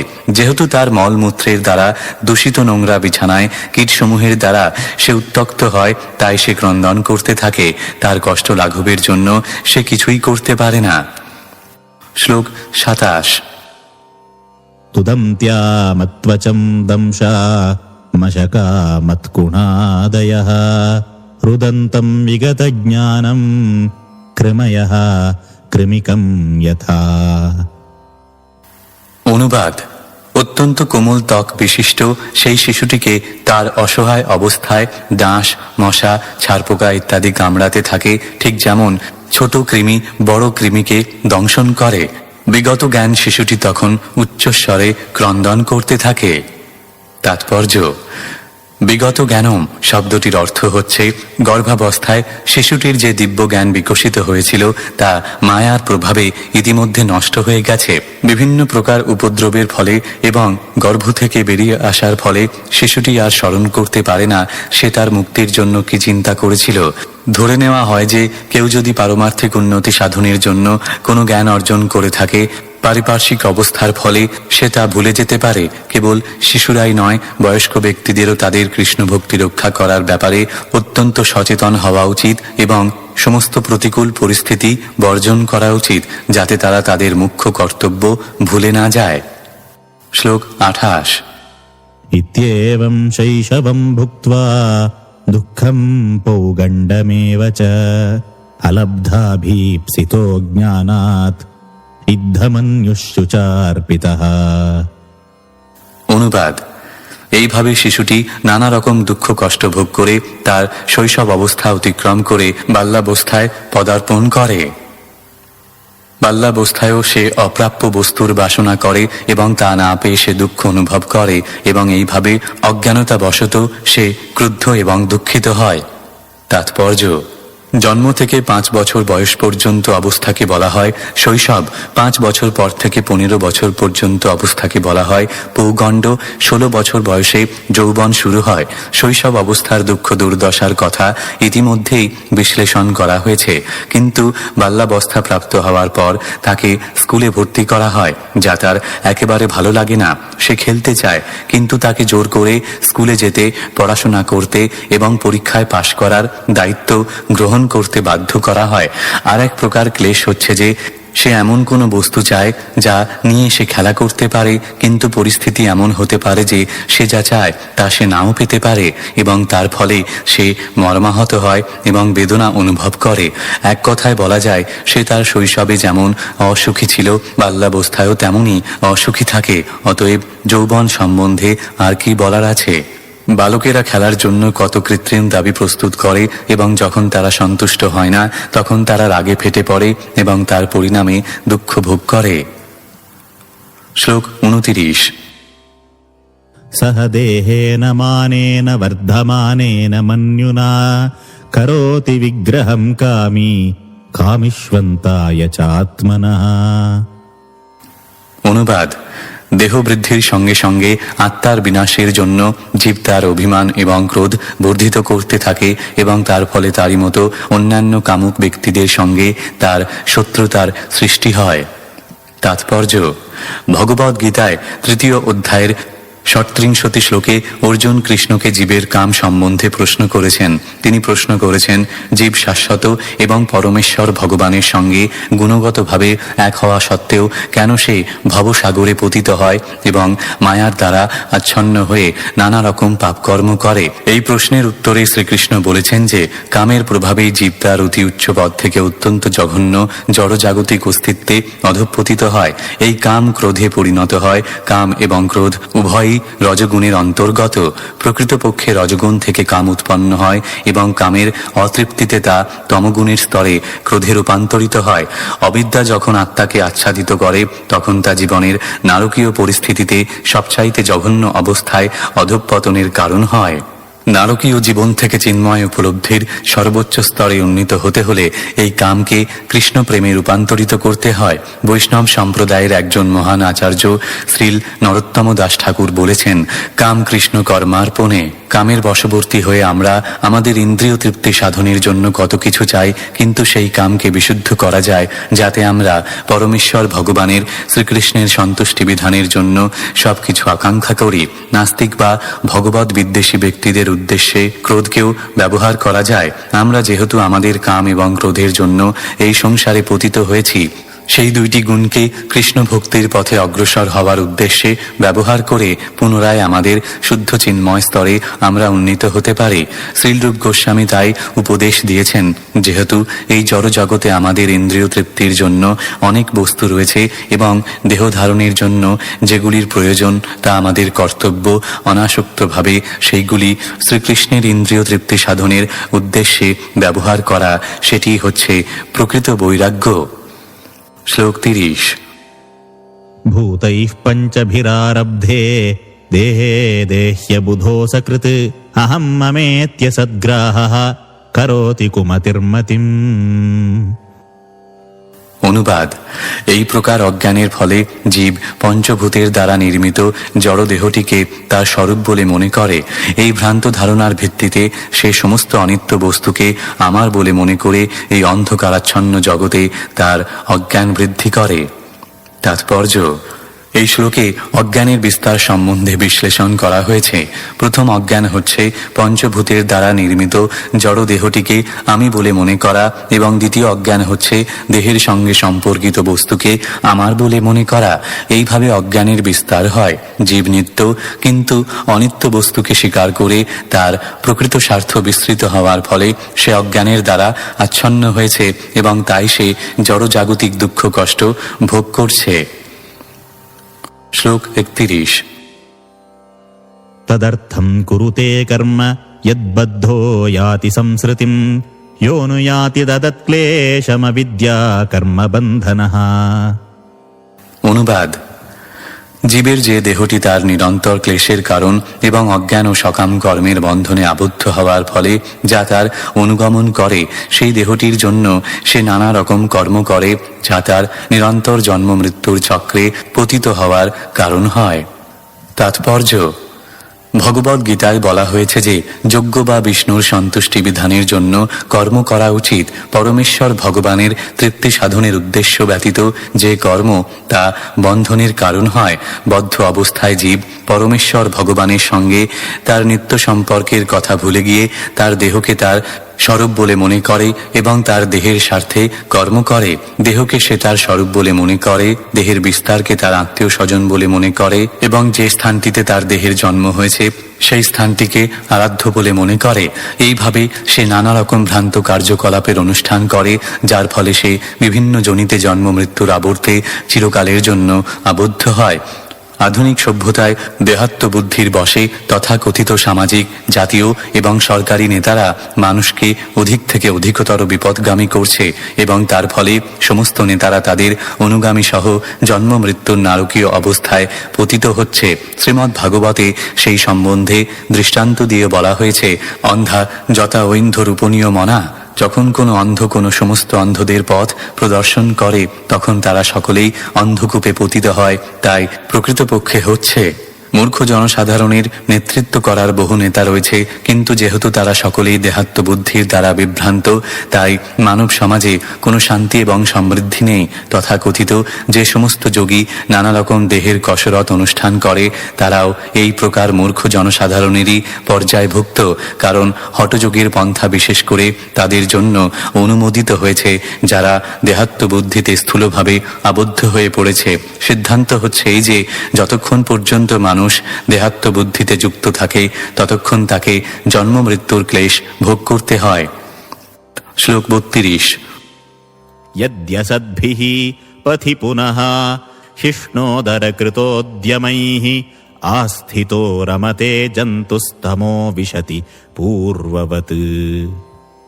অনুবাদ: অতএব জীব যদি কামুক ব্যক্তিদের সঙ্গ প্রভাবে যৌন সুখ এবং জিহ্বার স্বাদ চরিতার্থ করার জন্য অসৎ পথ অবলম্বন করে তাহলে তাকে পুনরায় নরকে প্রবেশ করতে হয়। তাৎপর্য: ইতিপূর্বে বিশ্লেষণ করা হয়েছে যে বদ্ধ জীবকে অন্ধ তামিস্র এবং তামিস্র নামক নরকে নিক্ষেপ করা হয় এবং সেখানে যন্ত্রণা ভোগ করার পর কুকুর অথবা শূকরের মতো সে একটি নারকীয় শরীর লাভ করে। এইভাবে কয়েক জন্মের পর সে পুনরায় মনুষ্য শরীর প্রাপ্ত হয়। মানুষের কিভাবে জন্ম হয় তাও কপিল দেব বর্ণনা করেছেন। মাতৃ জঠরে মানুষ তার দেহ বিকশিত করে এবং সেখানে নানা রকম দুঃখ কষ্ট ভোগ করার পর সে সেখান থেকে বেরিয়ে আসে। এই সমস্ত দুঃখ দুর্দশা ভোগ করার পর সে যদি মনুষ্য শরীর লাভ করার আরেকটি সুযোগ পায় এবং শিষ্ণুদর পরায়ণ ব্যক্তিদের সঙ্গে তার মূল্যবান সময় নষ্ট করে, তাহলে স্বাভাবিকভাবেই তাকে পুনরায় সেই অন্ধ তামিস্র এবং তামিস্র নরকে পতিত হতে হবে। মানুষ সাধারণত তার জিহ্বা এবং উপস্থিত তৃপ্তি সাধনেই ব্যস্ত থাকে। সেইটি হচ্ছে জড়জাগতিক জীবন। জড়জাগতিক জীবন মানে হচ্ছে চিন্ময় স্বরূপ উপলব্ধি করার কোনো রকম চেষ্টা ব্যতীত এবং পারমার্থিক পথে অগ্রসর হওয়ার পন্থা ব্যতীত কেবল আহার পান এবং জীবন উপভোগ করা। যেহেতু বিষয়াসক্ত মানুষেরা কেবল তাদের জিহ্বা উদর এবং উপস্থের বৃত্তি চরিতার্থ করার কাজে ব্যস্ত, তাই কেউ যদি পারমার্থিক জীবনে উন্নতি সাধন করতে চান তাহলে তাকে এই সমস্ত ব্যক্তিদের সঙ্গ সম্বন্ধে অত্যন্ত সতর্ক থাকতে হবে। এই প্রকার বিষয়াসক্ত মানুষদের সঙ্গ করা হচ্ছে মনুষ্য জীবনে জেনে শুনে আত্মহত্যা করার মতো। তাই বলা হয়েছে যে এই প্রকার অবাঞ্ছিত সঙ্গ পরিত্যাগ করা এবং সর্বদা সাধুদের সঙ্গ করা বুদ্ধিমান মানুষের কর্তব্য। তিনি যখন সাধুদের সঙ্গ করেন তখন পারমার্থিক জীবন সম্বন্ধে তার সমস্ত সংশয় দূর হয়ে যায় এবং পারমার্থিক উপলব্ধির পথে তিনি বাস্তবিক উন্নতি সাধন করেন। কখনো কখনো দেখা যায় যে মানুষ কোনো বিশেষ ধর্ম বিশ্বাসের প্রতি অত্যন্ত আসক্ত। হিন্দু, মুসলমান এবং খ্রিস্টান এরা তাদের বিশেষ ধর্মের প্রতি শ্রদ্ধাবান এবং তারা মন্দিরে মসজিদে অথবা গির্জায় যান, কিন্তু দুর্ভাগ্যবশত তারা শিষ্ণুদর পরায়ণ ব্যক্তিদের সঙ্গ ত্যাগ করতে পারেন না। এখানে স্পষ্টভাবে বলা হয়েছে যে মানুষ ধার্মিক হওয়া সত্ত্বেও যদি এই প্রকার ব্যক্তিদের সঙ্গ করেন তাহলে তিনি নিশ্চিতভাবে নরকের অন্ধতম প্রদেশে পতিত হবেন। শ্লোক 33।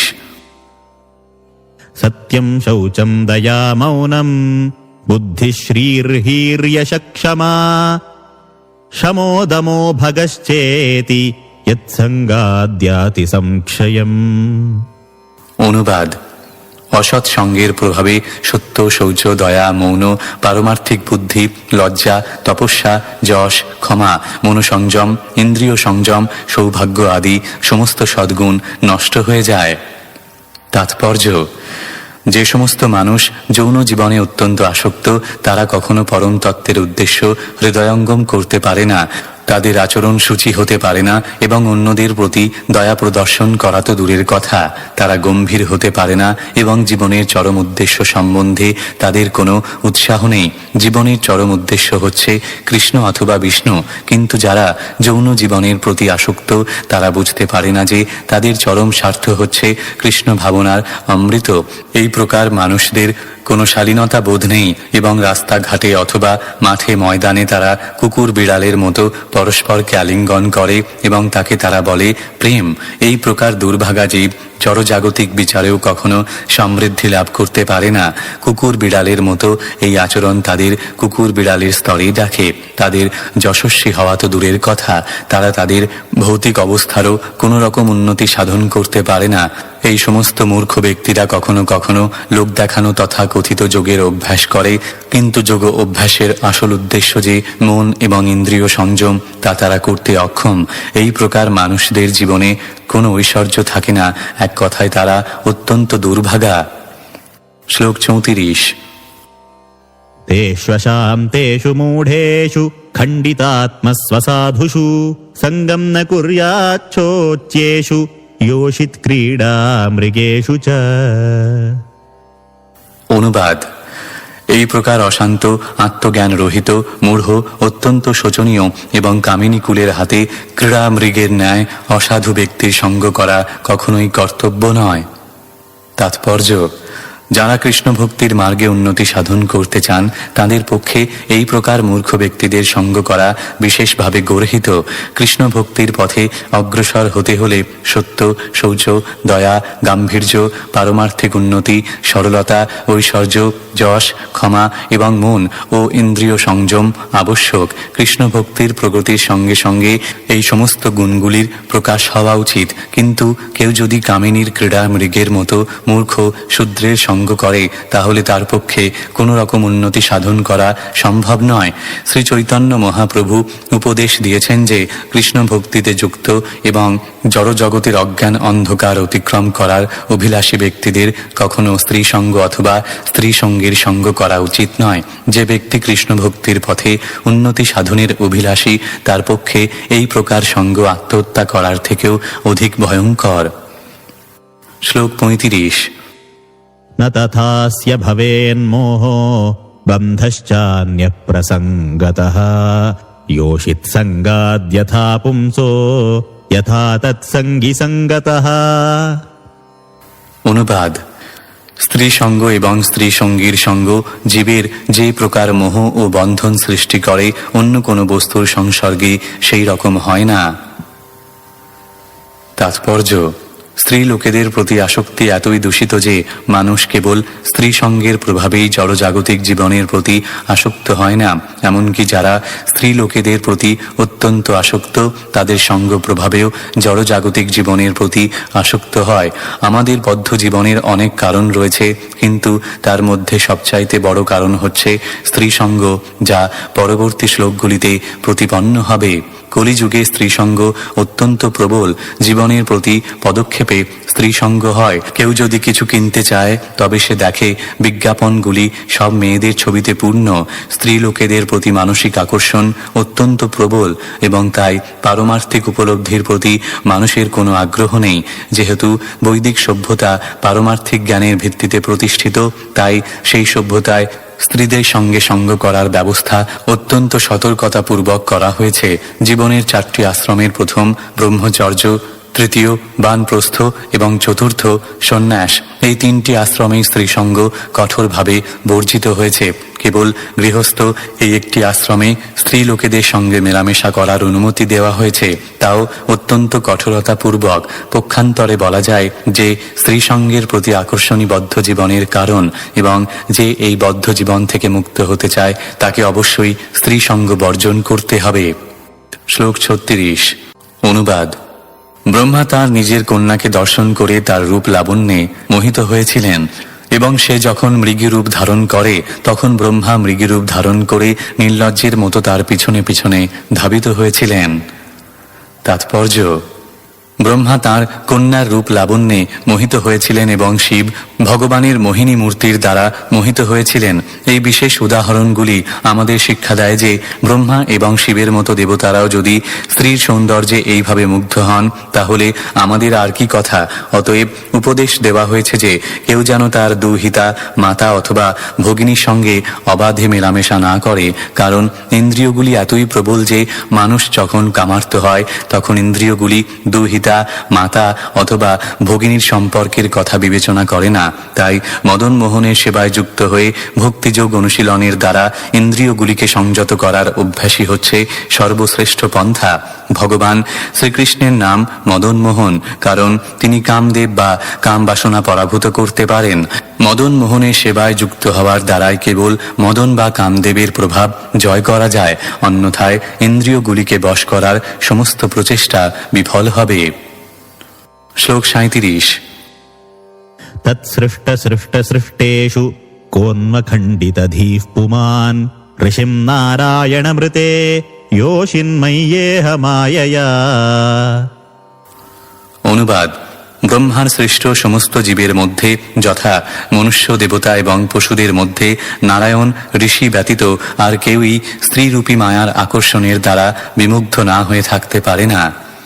তাৎপর্য: প্রথম জীব হচ্ছেন স্বয়ং ব্রহ্মা এবং তার থেকে মরীচি আদি ঋষিরা উৎপন্ন হয়েছেন। মরীচি থেকে কশ্যপ আদি মুনিদের উৎপত্তি হয়েছে এবং কশ্যপ মুনি ও মনুদের থেকে বিভিন্ন দেবতা, মানুষ ইত্যাদির সৃষ্টি হয়েছে, কিন্তু তাদের মধ্যে এমন কেউ নেই যিনি স্ত্রীরূপী মায়ার মোহিনী শক্তির দ্বারা আকৃষ্ট হন না। ব্রহ্মা থেকে শুরু করে পিপীলিকা আদি নগণ্য প্রাণী পর্যন্ত সকলেই যৌন জীবনের প্রতি আকৃষ্ট। সেইটি হচ্ছে জড়জগতের মূল তত্ত্ব। কেউই যে নারীর প্রতি যৌন আকর্ষণ থেকে মুক্ত নয়, তার একটি জ্বলন্ত দৃষ্টান্ত হচ্ছে ব্রহ্মার নিজের কন্যার প্রতি আকৃষ্ট হওয়া। অতএব বদ্ধ জীবেদের জড়জগতের বন্ধনে আবদ্ধ রাখার জন্য নারী হচ্ছে মায়ার এক অপূর্ব সৃষ্টি। শ্লোক 38। বলম মে পশ্য মায়ায়াঃ স্ত্রীময়্যা জয়িনো দিশাম ইয়া করোতি পদাক্রান্তান ভ্রুবিজৃম্ভেণ কেবলম। অনুবাদ: স্ত্রী রূপিণী আমার মায়ার প্রভাব দেখুন, যে কেবল তার ভ্রুভঙ্গির দ্বারা এই জগতের সর্বশ্রেষ্ঠ বীরদের তার পদাবনত করে রাখে। তাৎপর্য: পৃথিবীর ইতিহাসে ক্লিওপেট্রার মতো রমণীর সৌন্দর্যে মহান বিজয়ী বীরদের মুগ্ধ হওয়ার অনেক দৃষ্টান্ত রয়েছে। স্ত্রীর সম্মোহিনী শক্তি এবং পুরুষের সেই শক্তির প্রতি আকর্ষণ পুঙ্খানুপুঙ্খভাবে বিচার করে দেখা উচিত। কোন উৎস থেকে তার উৎপত্তি হয়েছে? বেদান্ত সূত্র থেকে আমরা জানতে পারি যে সবকিছুই পরমেশ্বর ভগবান থেকে উদ্ভূত হয়েছে। সেখানে বলা হয়েছে জন্মাদস্য যত, অর্থাৎ পরমেশ্বর ভগবান বা পরম পুরুষ ব্রহ্ম বা পরম তত্ত্ব হচ্ছেন সেই উৎস যার থেকে সবকিছু উদ্ভব হয়েছে। স্ত্রীর সম্মোহনী শক্তি এবং তার প্রতি পুরুষের আকৃষ্ট হওয়ার প্রবণতা অবশ্যই চিৎজগতে ভগবানের মধ্যেও রয়েছে এবং তা নিশ্চয়ই ভগবানের লীলাতে প্রকাশিত হয়। পরমেশ্বর ভগবান হচ্ছেন পরম পুরুষ। একজন সাধারণ মানুষ যেমন নারীর প্রতি আকৃষ্ট হতে চায়, সেই প্রবণতা পরমেশ্বর ভগবানের মধ্যেও রয়েছে। তিনিও নারীর সুন্দর রূপের প্রতি আকৃষ্ট হতে চান। এখন প্রশ্ন হচ্ছে, তিনি যদি এই প্রকার নারী সুলভ আকর্ষণের দ্বারা মোহিত হতে চান, তাহলে কি তিনি যে কোনো প্রাকৃত রমণীর দ্বারা আকৃষ্ট হবেন? না, তা সম্ভব নয়। এই সংসারে যারা পরব্রহ্মের দ্বারা আকৃষ্ট হন, তারা রমণীর আকর্ষণ পরিত্যাগ করতে পারেন। হরিদাস ঠাকুরের ক্ষেত্রে তা হয়েছিল। একটি সুন্দরী বেশ্যা তাঁকে গভীর রাত্রে আকৃষ্ট করার চেষ্টা করেছিল, কিন্তু যেহেতু তিনি ভগবত ভক্তিতে স্থিত ছিলেন, ভগবানের দিব্য প্রেমে মগ্ন ছিলেন, তাই তিনি তার দ্বারা মোহিত হননি। পক্ষান্তরে তিনি সেই বেশ্যাটিকে তার দিব্য সঙ্গ প্রভাবে এক মহান ভক্তে পরিণত করেছিলেন। অতএব এই জড়জাগতিক আকর্ষণ অবশ্যই পরমেশ্বর ভগবানকে আকৃষ্ট করতে পারে না। যখন তিনি কোনো রমণীর দ্বারা আকৃষ্ট হতে চান, তখন তাকে তার নিজের শক্তির দ্বারা সেই রমণীকে সৃষ্টি করতে হয়। সেই রমণী হচ্ছেন রাধারানী। গোস্বামীগণ বিশ্লেষণ করেছেন যে রাধারানী হচ্ছেন পরমেশ্বর ভগবানের লাদিনী শক্তির প্রকাশ। পরমেশ্বর ভগবান যখন দিব্য আনন্দ উপভোগ করতে চান, তখন তাকে তার অন্তরঙ্গা শক্তি থেকে একটি রমণী সৃষ্টি করতে হয়। এইভাবে নারী সুলভ সৌন্দর্যের দ্বারা আকৃষ্ট হওয়ার প্রবণতা স্বাভাবিক, কারণ তা চিৎজগতেও রয়েছে। জড় জগতে তা বিকৃত রূপে প্রতিবিম্বিত হয় এবং তাই তাতে এত উন্মত্ততা রয়েছে। জড় সৌন্দর্যের দ্বারা আকৃষ্ট না হয়ে মানুষ যদি রাধারানী এবং কৃষ্ণের সৌন্দর্যের প্রতি আকৃষ্ট হতে অভ্যস্ত হয়, তাহলে ভগবদ গীতার বাণী পরং দৃষ্ট বা নিবর্ততে সত্য বলে সিদ্ধ হয়। কেউ যখন রাধা কৃষ্ণের চিন্ময় সৌন্দর্যের দ্বারা আকৃষ্ট হন, তখন তিনি আর জড় জগতের নারীর সৌন্দর্যের দ্বারা আকৃষ্ট হন না। সেইটি রাধা কৃষ্ণের আরাধনার বিশেষ বৈশিষ্ট্য। সেই কথা যমুনাচার্য প্রতিপন্ন করেছেন। তিনি বলেছেন, যখন থেকে আমি রাধা কৃষ্ণের সৌন্দর্যের প্রতি আকৃষ্ট হয়েছি, তখন থেকে যখনই স্ত্রীর প্রতি আকর্ষণ অথবা স্ত্রীর সঙ্গে যৌন জীবনের কথা স্মরণ হয়, তখন আমার মুখ ঘৃণায় বিকৃত হয় এবং সেই চিন্তার উদ্দেশ্যে আমি থুতু ফেলি। আমরা যখন মদন মোহন শ্রীকৃষ্ণ এবং তার সঙ্গিনীদের সৌন্দর্যে আকৃষ্ট হই, তখন বদ্ধ জীবনের শৃঙ্খল স্বরূপ জড় রমণীর সৌন্দর্য আর আমাদের আকৃষ্ট করতে পারে না। শ্লোক 39। সঙ্গম ন কুর্যাৎ প্রমদাসু জাতু যোগস্য পারম পরমারুরুক্ষুঃ মৎসেবয়া প্রতিলব্ধাত্মলাভো वदन्ति या নিরয়দ্বারমস্য। অনুবাদ: যিনি যোগের সর্বোচ্চ পরাকাষ্ঠা লাভ করতে চান এবং আমার সেবার দ্বারা যিনি আত্ম উপলব্ধি লাভ করেছেন, তাদের কখনোই সুন্দরী রমণীর সঙ্গ করা উচিত নয়, কারণ শাস্ত্রে ঘোষণা করা হয়েছে যে ভক্তের জন্য নারী নরকের দ্বারস্বরূপ। তাৎপর্য: যোগের পরাকাষ্ঠা হচ্ছে পূর্ণ কৃষ্ণ ভক্তি। সেই কথা ভগবদ গীতায় প্রতিপন্ন হয়েছে। যিনি সর্বদা ভক্তি সহকারে শ্রীকৃষ্ণের কথা চিন্তা করেন, তিনি হচ্ছেন সমস্ত যোগীদের মধ্যে সর্বশ্রেষ্ঠ। শ্রীমদ্ ভাগবতের প্রথম স্কন্ধের 2য় অধ্যায়েও উল্লেখ করা হয়েছে যে কেউ যখন পরমেশ্বর ভগবানের সেবা সম্পাদন করার ফলে জড়কলুষ থেকে মুক্ত হন, তিনি তখন ভগবত তত্ত্ববিজ্ঞান হৃদয়ঙ্গম করতে পারেন। এখানে প্রতিলব্ধাত্ম লাভ শব্দটির উল্লেখ করা হয়েছে। আত্মা মানে প্রকৃত স্বরূপ এবং লাভ শব্দটির অর্থ হচ্ছে লাভ করা। সাধারণত বদ্ধ জীবাত্মা তার আত্মা বা প্রকৃত স্বরূপকে হারিয়ে ফেলেছে, কিন্তু যারা পরমার্থবাদী তারা আত্মাকে উপলব্ধি করেছেন। এখানে নির্দেশ দেওয়া হয়েছে যে এই প্রকার আত্ম উপলব্ধ ব্যক্তি, যিনি যোগের সর্বোচ্চ সিদ্ধি লাভ করতে চান, তার কখনোই যুবতী রমণীর সঙ্গ করা উচিত নয়। কিন্তু আধুনিক যুগে বহু পাষণ্ডী আছে যারা পরামর্শ দেয় যে উপস্থ যখন রয়েছে তখন যত ইচ্ছা স্ত্রী সম্ভোগ করা উচিত এবং সেই সঙ্গে সে একজন যোগীও হতে পারবে। কোনো প্রামাণিক যোগপন্থায় স্ত্রী সঙ্গ স্বীকৃত হয়নি।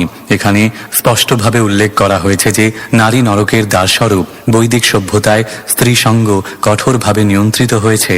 সমাজের 4টি আশ্রমের মধ্যে ব্রহ্মচর্য, বানপ্রস্থ এবং সন্ন্যাস, এই 3টি আশ্রমেই স্ত্রী সঙ্গ কঠোরভাবে বর্জিত হয়েছে।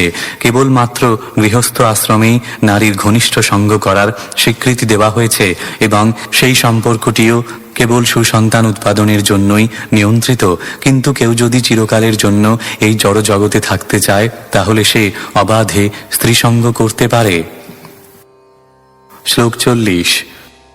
योपयाति शनैर्माया योषिद्देव विनिर्मिता तामीक्षेतात्मनो मृत्युं तृणैः कूपमिवावृतम्। অনুবাদ: ভগবানের নির্মিতা নারী মায়ার প্রতিনিধি এবং যে ব্যক্তি সেবা অঙ্গীকার করে এই মায়া সঙ্গ করে, তার নিশ্চিতভাবে জেনে রাখা উচিত যে তা তৃণাচ্ছাদিত কূপের মতো তার মৃত্যুস্বরূপ। তাৎপর্য: কখনো কখনো পরিত্যক্ত কূপ ঘাসের দ্বারা আচ্ছাদিত হয়ে যায় এবং সেই কূপের অস্তিত্ব সম্বন্ধে অজ্ঞ অসতর্ক পথিক সেই কূপে পতিত হয় এবং তার ফলে তার মৃত্যু হয়। তেমনি স্ত্রী সঙ্গ শুরু হয় যখন তাদের থেকে সেবা গ্রহণ করা হয়, কারণ ভগবান রমণীদের বিশেষ করে সৃষ্টি করেছেন পুরুষদের সেবা করার জন্য। রমণী সেবা গ্রহণ করার ফলে পুরুষ ফাঁদে আটকে পড়ে। নারীকে নরকের দ্বার বলে জানবার যথেষ্ট বুদ্ধি যদি তার না থাকে, তাহলে সে অবাধে তাদের সঙ্গে মেলামেশা করতে পারে। যারা চিন্ময় স্তরে উন্নীত হওয়ার অভিলাষী, তাদের জন্য এই নিষেধাজ্ঞা দেওয়া হয়েছে। এমনকি 50 বছর পূর্বেও হিন্দু সমাজে এই প্রকার মেলামেশা নিয়ন্ত্রিত ছিল। পত্নী দিনের বেলা তাঁর পতিকে দেখতে পেতেন না। এমনকি গৃহস্থদের আলাদা বাসস্থান ছিল। গৃহের অন্তঃপুর ছিল মহিলাদের জন্য এবং বহির্বাটি ছিল পুরুষদের জন্য। স্ত্রীর সেবা অত্যন্ত সুখকর বলে মনে হতে পারে, কিন্তু এই প্রকার সেবা গ্রহণে মানুষকে অত্যন্ত সাবধান হতে হবে, কেননা এখানে স্পষ্টভাবে বলা হয়েছে যে নারী হচ্ছে মৃত্যুর দ্বার বা স্বরূপ বিস্মৃতির কারণ। পারমার্থিক উপলব্ধির পথ সে অবরুদ্ধ করে। শ্লোক 41। यां मन्यते पतिं मोहान्मन्माया मृषभायतीं स्त्रीत्वं स्त्रीसङ्गतः प्राप्तो वित्तापत्यगृहप्रदम्। অনুবাদ: জীব তার পূর্ব জন্মে নারীর প্রতি আসক্ত হওয়ার ফলে এই জন্মে স্ত্রী রূপ প্রাপ্ত হয়েছে এবং মোহবশত পুরুষরূপী মায়াকে সম্পদ, সন্তান, গৃহ আদির প্রদাতা বলে মনে করে। তাৎপর্য: এই শ্লোক থেকে প্রতীত হয় যে এই জন্মে যে স্ত্রী পূর্ব জন্মে সে ছিল একজন পুরুষ এবং তার স্ত্রীর প্রতি আসক্তির ফলে সে এখন একটি স্ত্রী শরীর প্রাপ্ত হয়েছে। ভগবদ গীতায় সেই কথা প্রতিপন্ন হয়েছে। মৃত্যুর সময় মানুষ যে কথা চিন্তা করে সেই অনুসারে সে তার পরবর্তী জীবন লাভ করে। কেউ যদি তার স্ত্রীর প্রতি অত্যন্ত আসক্ত হয় তাহলে স্বাভাবিকভাবেই সে তার মৃত্যুর সময় তার স্ত্রীর কথা চিন্তা করে এবং পরবর্তী জীবনে সে একটি স্ত্রী শরীর ধারণ করে। তেমনি কোনো স্ত্রী যদি তার মৃত্যুর সময় তার পতির কথা চিন্তা করে তাহলে স্বাভাবিকভাবে সে তার পরবর্তী জীবনে পুরুষের শরীর লাভ করবে। হিন্দু শাস্ত্রে তাই স্ত্রীর সতীত্ব এবং পতিভক্তির উপর অত্যন্ত গুরুত্ব দেওয়া হয়েছে। পতির প্রতি আসক্ত হওয়ার ফলে একজন স্ত্রী পরবর্তী জীবনে একটি পুরুষ শরীরে উন্নীত হতে পারে, কিন্তু স্ত্রীর প্রতি কোনো পুরুষ যদি আসক্ত হয় তাহলে তার অধঃপতন হবে এবং পরবর্তী জীবনে সে একটি স্ত্রী শরীর প্রাপ্ত হবে। ভগবদ গীতার বর্ণনা অনুসারে আমাদের সর্বদা মনে রাখা উচিত যে স্থূল এবং সূক্ষ্ম দুই প্রকার জড় শরীরই হচ্ছে পোশাকের মতো। সেইগুলি জীবের শার্ট এবং কোটের মতো। স্ত্রী হওয়া অথবা পুরুষ হওয়া কেবল পোশাকের ভেদমাত্র। আত্মা প্রকৃতপক্ষে পরমেশ্বর ভগবানের তটস্থা শক্তি। প্রতিটি জীবই ভগবানের শক্তি হওয়ার ফলে প্রকৃতপক্ষে সে স্ত্রী বা ভোগ্য। পুরুষ শরীরে ভববন্ধন থেকে মুক্ত হওয়ার অধিক সুযোগ পাওয়া যায় এবং স্ত্রী শরীরে সেই সুযোগের মাত্রাটি কম। এই শ্লোকে বলা হয়েছে যে স্ত্রীর প্রতি আসক্ত হওয়ার দ্বারা পুরুষ শরীরের অপব্যবহার করা উচিত নয়। তাহলে পরবর্তী জীবনে একটি স্ত্রী শরীর ধারণ করতে হবে। স্ত্রী সাধারণত গৃহের উন্নতি, গয়না, আসবাবপত্র এবং সাজ পোশাকের প্রতি অনুরক্ত। পতি যখন এই সমস্ত জিনিসগুলি যথেষ্টভাবে সরবরাহ করে তখন সে সন্তুষ্ট হয়। পুরুষ এবং স্ত্রীর সম্পর্ক অত্যন্ত জটিল, কিন্তু মূল কথা হচ্ছে যে যারা পারমার্থিক উপলব্ধির দিব্য স্তরে উন্নীত হওয়ার অভিলাষী তাদের স্ত্রী সঙ্গ করার ব্যাপারে অত্যন্ত সাবধান হওয়া উচিত। কিন্তু কৃষ্ণ ভক্তির স্তরে এই নিয়ন্ত্রণ শিথিল করা যেতে পারে, কারণ পুরুষ এবং স্ত্রী যদি পরস্পরের প্রতি আসক্ত না হয়ে কৃষ্ণের প্রতি আসক্ত হন তাহলে তারা উভয়ই জড়জগতের বন্ধন থেকে মুক্ত হয়ে শ্রীকৃষ্ণের ধামে ফিরে যাওয়ার ব্যাপারে সমানভাবে যোগ্য। ভগবদ গীতায় প্রতিপন্ন হয়েছে যে নিষ্ঠা সহকারে কৃষ্ণ ভক্তি অবলম্বনকারী যদি অত্যন্ত নীচ কুলোদ্ভূত হন অথবা স্ত্রী হন অথবা অল্প বুদ্ধি সম্পন্ন বৈশ্য বা শূদ্র কুলোদ্ভূত হন তাতে কিছু যায় আসে না। তাঁরা তাঁদের প্রকৃত আলোয় ভগবত ধামে শ্রীকৃষ্ণের কাছে ফিরে যাবেন। স্ত্রীর প্রতি পুরুষের আসক্ত হওয়া উচিত নয় এবং পুরুষের প্রতি স্ত্রীরও আসক্ত হওয়া উচিত নয়। স্ত্রী এবং পুরুষ উভয়েরই কর্তব্য হচ্ছে ভগবানের সেবার প্রতি আসক্ত হওয়া। তাহলে তাঁদের উভয়েরই ভববন্ধন থেকে মুক্ত হওয়ার সম্ভাবনা রয়েছে। শ্লোক 42। तामात्मनो विजानीयात् पत्यापत्यगृहात्मकम् दैवोपसादितं मृत्युं मृगयोर्गायनं यथा। অনুবাদ। ব্যাধি সঙ্গীত যেমন মৃগের পক্ষে মৃত্যুর কারণ, তেমনি পতি, পুত্র, গৃহ ইত্যাদিকে ভগবানের বহিরঙ্গা শক্তির দ্বারা তার মৃত্যুর আয়োজন বলে স্ত্রীর মনে করা উচিত। তাৎপর্য: ভগবান কপিল দেবের এই উপদেশের মাধ্যমে আমরা বুঝতে পারি যে স্ত্রী কেবল পুরুষের পক্ষে নরকের দ্বারস্বরূপ নয়, পুরুষও স্ত্রীর পক্ষে নরকের দ্বারস্বরূপ। এইটি কেবল আসক্তির প্রশ্ন। স্ত্রীর প্রতি পুরুষ আসক্ত হয় তার সেবা, সৌন্দর্য এবং অন্যান্য গুণের জন্য, তেমনি পুরুষের প্রতি স্ত্রী আসক্ত হয় কারণ সে তাকে সুন্দর বাসস্থান, অলঙ্কার, বসন এবং সন্তান সন্ততি প্রদান করে। এইটি কেবল পরস্পরের প্রতি আসক্তির প্রশ্ন। যতক্ষণ পর্যন্ত তাদের কোনো একজন এই প্রকার ভৌতিক সুখের প্রতি আসক্ত থাকে ততক্ষণ পুরুষের পক্ষে স্ত্রী যেমন বিপজ্জনক তেমনি স্ত্রীর পক্ষে পুরুষও বিপজ্জনক। কিন্তু সেই আসক্তি যদি শ্রীকৃষ্ণের প্রতি স্থানান্তরিত করা হয় এবং তারা উভয়ই যদি কৃষ্ণ ভক্ত হন তাহলে সেই দাম্পত্য জীবন অতি উত্তম। শ্রীলরূপ গোস্বামী তাই নির্দেশ দিয়েছেন, অনাসক্তস্য বিষয়ান যথারহমুপযুঞ্জত নির্বন্ধ কৃষ্ণ সম্বন্ধে যুক্তং বৈরাগ্যমুচ্যতে। ভক্তি রসামৃত সিন্ধু পূর্ব 2 শ্লোক 255। কৃষ্ণের সম্পর্কে পরস্পরের সঙ্গে সম্পর্কিত হয়ে গৃহস্বরূপে স্ত্রী এবং পুরুষ শ্রীকৃষ্ণের সেবারূপ কর্তব্য সম্পাদন সাধনের উদ্দেশ্যেই কেবল একত্রে বসবাস করবেন। সন্তান, পত্নী, পতি সকলকেই যদি শ্রীকৃষ্ণের সেবায় নিযুক্ত করা যায় তখন সমস্ত দৈহিক এবং জাগতিক আসক্তি সমাপ্ত হয়ে যাবে। যেহেতু শ্রীকৃষ্ণ হচ্ছেন মাধ্যম, তাই সেই চেতনা শুদ্ধ এবং তখন আর অধঃপতনের কোনো সম্ভাবনা থাকে না। শ্লোক 43। देहेन जीवभूतेन লোকাল্লোকমনুব্রজन् ভুঞ্জান এব কর্মাণি করোত্যবিরতম পুমাन्। অনুবাদ: বিশেষ ধরনের শরীর হওয়ার ফলে বিষয়াসক্ত জীব তার সকাম কর্ম অনুসারে এক লোক থেকে আর এক লোকে ভ্রমণ করে। এইভাবে সে সকাম কর্মে লিপ্ত হয়ে নিরন্তর তার ফল ভোগ করে। তাৎপর্য: জীব যখন জড় শরীরে আবদ্ধ হয় তখন তাকে বলা হয় জীবভূত, এবং যখন সে জড় শরীরের বন্ধন থেকে মুক্ত হয় তখন তাকে বলা হয় ব্রহ্মভূত। জন্ম জন্মান্তর ধরে তার জড়দেহের পরিবর্তন করে সে কেবল বিভিন্ন জনিতেই নয়, এক লোক থেকে আর এক লোকেও ভ্রমণ করছে। শ্রী চৈতন্য মহাপ্রভু বলেছেন যে সকাম কর্মের বন্ধনে আবদ্ধ জীব সারা ব্রহ্মাণ্ড জুড়ে ভ্রমণ করছে, এবং তার সুকৃতির ফলে সে যদি দৈবাৎ শ্রীকৃষ্ণের কৃপায় সদ্গুরুর সংস্পর্শে আসে তাহলে সে ভক্তিলতার বীজ প্রাপ্ত হয়। সেই বীজ প্রাপ্ত হওয়ার পর সে যদি তার হৃদয় রূপ ক্ষেত্রে তা বপন করে এবং শ্রবণ ও কীর্তন রূপ জল সিঞ্চন করে তাহলে সেই বীজটি অঙ্কুরিত হয়ে বর্ধিত হয় এবং তাতে অনেক ফুল ও ফল ফলে, যা জীব এই জড় জগতেও উপভোগ করতে পারে। তাকে বলা হয় ব্রহ্মভূত অবস্থা।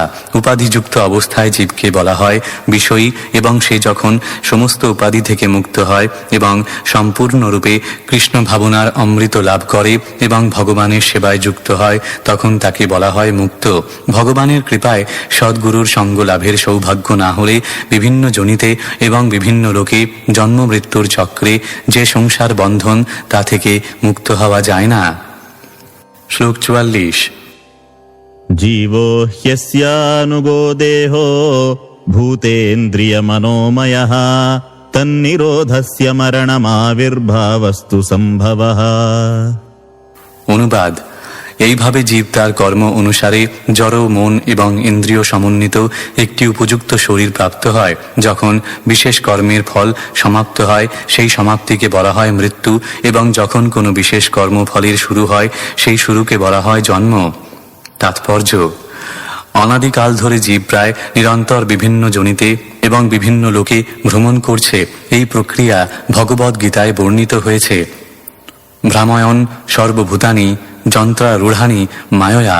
মায়ার প্রভাবে সকলেই বহিরঙ্গা শক্তি প্রদত্ত দেহে ব্রহ্মাণ্ড জুড়ে ভ্রমণ করছে। জড়জাগতিক জীবন হচ্ছে কর্ম এবং তার ফলের অন্তর্গত একটি ক্রম। এটি যেন কর্ম এবং কর্মফল সংক্রান্ত চলচ্চিত্রের একটি দীর্ঘ ফিল্মের রিল, এবং প্রতিক্রিয়ার এই প্রদর্শনীতে একটি জীবন একটি পলকের মতো।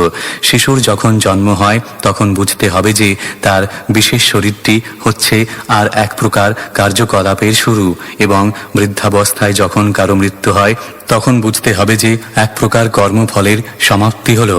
আমরা দেখতে পাই যে বিভিন্ন কর্মফলের প্রভাবে কেউ ধনী পরিবারে জন্মগ্রহণ করে আর একজন দরিদ্র পরিবারে জন্মগ্রহণ করে। যদিও তারা উভয়ই এক স্থানে একই সময়ে এবং একই পরিবেশে জন্মগ্রহণ করেছে, কেউ যখন পুণ্য কর্ম বহন করে তখন সে ধনী অথবা পুণ্যবান পরিবারে জন্মগ্রহণ করার সুযোগ পায়, এবং কেউ যখন পাপ কর্ম বহন করে তখন তাকে নিজ দরিদ্র পরিবারে জন্মগ্রহণ করার সুযোগ দেওয়া হয়। দেহের পরিবর্তন মানে হচ্ছে কর্মক্ষেত্রের পরিবর্তন। তেমনি দেহ যখন বালক থেকে যুবকে পরিবর্তিত হয় তখন বালক সুলভ কার্যকলাপ যৌবনোচিত কার্যকলাপে পরিবর্তিত হয়। এইটি স্পষ্ট যে বিশেষ প্রকার কার্যকলাপের জন্য জীবকে বিশেষ শরীর প্রদান করা হয়। এই পন্থা অনাদিকাল ধরে নিরন্তর চলছে। বৈষ্ণব কবি তাই গেয়েছেন, অনাদি কর্মফলে, অর্থাৎ জীবের কর্ম এবং তার ফল যে কবে থেকে শুরু হয়েছিল তা হিসাব করে বার করা যায় না। এমনকি ব্রহ্মার জন্মের পূর্বের কল্প থেকে পরবর্তী কল্পেও তা চলতে পারে। আমরা সেই দৃষ্টান্ত নারদ মুনির জীবনে পেয়েছি। পূর্ব কল্পে তিনি ছিলেন এক দাসীর পুত্র এবং পরবর্তী কল্পে তিনি একজন মহান ঋষি হয়েছেন। শ্লোক 45 থেকে 46। দ্রব্যোপলব্ধিস্থানস্য দ্রব্যেক্ষায়োগ্যতা যদা তৎপঞ্চত্বমহং মানাদুৎপত্তির্দ্রব্যদর্শনম যথার্ক্ষ্ণ্যো দ্রব্যাবয়বঃ দর্শনায়োগ্যতা যদা তदैव চক্ষুষো দ্রষ্টুঃ দ্রষ্টত্বায়োগ্যতা নয়োঃ। অনুবাদ: দর্শন স্নায়ুর রোগগ্রস্ত হওয়ার ফলে চক্ষু যখন রং অথবা রূপ দর্শনের ক্ষমতা হারিয়ে ফেলে, তখন দর্শনেন্দ্রিয় মৃতপ্রায় হয়ে যায়। তখন চক্ষু এবং দৃশ্য উভয়ের দ্রষ্টা জীব তার দর্শনের ক্ষমতা হারিয়ে ফেলে। তেমনি বস্তুর অনুভূতির স্থল জড় শরীর যখন অনুভব করতে অক্ষম হয়ে পড়ে, তখন তাকে বলা হয় মৃত্যু। জীব যখন তার জড়দেহকে তার স্বরূপ বলে দর্শন করতে শুরু করে, তাকে বলা হয় জন্ম। তাৎপর্য: কেউ যখন বলে আমি দেখছি, তার অর্থ হচ্ছে যে সে তার চক্ষুর দ্বারা অথবা চশমার দ্বারা দর্শন করছে। সে তার দর্শনের যন্ত্রের সাহায্যে দর্শন করে। সেই দর্শনের যন্ত্রটি যদি ভেঙে যায় অথবা রোগগ্রস্ত হয়ে পড়ে অথবা কার্য সাধনে অক্ষম হয়ে পড়ে, তখন দ্রষ্টারূপে সে আর দর্শন করতে পারে না। তেমনি এই জড়দেহে এখন জীব কার্য করছে এবং জড়দেহটি যখন কার্য করতে অক্ষম হয়ে কাজ করা বন্ধ করে দেবে, তখন সেও তার কর্মফল ভোগের অনুষ্ঠান বন্ধ করে দেবে। যখন কারো কার্য করার যন্ত্র ভেঙে যায় এবং আর কাজ করতে পারে না, তখন তাকে বলা হয় মৃত্যু। পুনরায় কেউ যখন কার্য করার একটি নতুন যন্ত্র প্রাপ্ত হয়, তখন তাকে বলা হয় জন্ম। নিরন্তর দেহের পরিবর্তনের মাধ্যমে এই জন্ম মৃত্যুর ক্রিয়া প্রতিক্ষণ চলছে। অন্তিম পরিবর্তনকে বলা হয় মৃত্যু, নতুন দেহ গ্রহণকে বলা হয় জন্ম। এইটি হচ্ছে জন্ম এবং মৃত্যুর প্রশ্নের সমাধান। প্রকৃতপক্ষে জীবের জন্ম অথবা মৃত্যু হয় না, সে নিত্য। যে সম্বন্ধে ভগবদ্ গীতায় বলা হয়েছে ন হন্যতে হন্য মানে শরীরে, এই জড়দেহের মৃত্যু বা বিনাশ হলেও জীবের কখনো মৃত্যু হয় না। শ্লোক 47। তস্মান্ন কার্য সন্ত্রাস্তো ন কার্পণ্যম ন সম্ভ্রমঃ বুদ্ধ্বা জীবগতিম ধীরো মুক্তসঙ্গশ্চরেদিহ। অনুবাদ: অতএব মৃত্যুর ভয়ে ভীত হওয়া উচিত নয়, দেহকে আত্মা বলেও মনে করা উচিত নয়, জীবনের আবশ্যকতাগুলি বর্ধিত করে সেইগুলি উপভোগ করার চেষ্টা করা উচিত নয়। জীবের বাস্তবিক প্রকৃতি উপলব্ধি করে আসক্তিরহিত হয়ে এবং উদ্দেশ্য স্থির হয়ে এই জগতে বিচরণ করা উচিত। তাৎপর্য: যে কোনো প্রকৃতিস্থ মানুষ জীবন এবং মৃত্যুর দর্শন হৃদয়ঙ্গম করে মাতৃগর্ভে অথবা গর্ভের বাইরে জীবনের নারকীয় অবস্থার কথা শুনে অত্যন্ত বিচলিত হবেন। কিন্তু প্রত্যেককে জীবনের এই সমস্যার সমাধান করতে হয়। জড়দেহের দুর্দশাপূর্ণ অবস্থা স্থির মনোবৃত্তি সম্পন্ন ব্যক্তির হৃদয়ঙ্গম করা উচিত। অনর্থক বিচলিত না হয়ে তার প্রতিকারের উপায় অন্বেষণ করা উচিত। যখন কোনো মুক্ত পুরুষের সঙ্গ হয়, তখনই তার প্রতিকারের উপায় খুঁজে পাওয়া যায়। কিন্তু এও বুঝতে হবে যে মুক্তকে ভগবদ্ গীতায় মুক্ত পুরুষের বর্ণনা করা হয়েছে, যিনি প্রকৃতির কঠোর নিয়ম অতিক্রম করে ভগবানের অপ্রতিহত সেবায় যুক্ত হয়েছেন। তিনি ব্রহ্মে স্থিত বলে বুঝতে হবে। পরমেশ্বর ভগবান জড় সৃষ্টির অতীত। এমনকি শঙ্করাচার্যের মতো নির্বিশেষবাদীও স্বীকার করেছেন যে নারায়ণ জড় সৃষ্টির অতীত। অতএব কেউ যখন প্রকৃতপক্ষে নারায়ণ অথবা রাধাকৃষ্ণ অথবা সীতারামের সেবার মাধ্যমে ভগবানের সেবায় যুক্ত হন, তিনি মুক্ত স্তরে অধিষ্ঠিত হয়েছেন বলে বুঝতে হবে। শ্রীমদ্ ভাগবতেও প্রতিপন্ন হয়েছে যে মুক্তির অর্থ হচ্ছে স্বরূপে অবস্থিত হওয়া। জীব যেহেতু ভগবানের নিত্যদাস, তাই কেউ যখন ঐকান্তিকভাবে নিষ্ঠা সহকারে ভগবানের দিব্য প্রেমময়ী সেবায় যুক্ত হন, তখন তিনি মুক্তির স্তরে অধিষ্ঠিত। সেই প্রকার মুক্ত পুরুষের সঙ্গ করা উচিত এবং তাহলে জীবনের জন্ম এবং মৃত্যুর সমস্যাগুলির সমাধান হতে পারে। পূর্ণ কৃষ্ণ ভক্তিতে কেউ যখন ভগবানের সেবা সম্পাদন করেন, তখন কৃপণ হওয়া উচিত নয়। অনর্থক সংসার ত্যাগ করার অভিনয় করা উচিত নয়। প্রকৃতপক্ষে ত্যাগ সম্ভব নয়।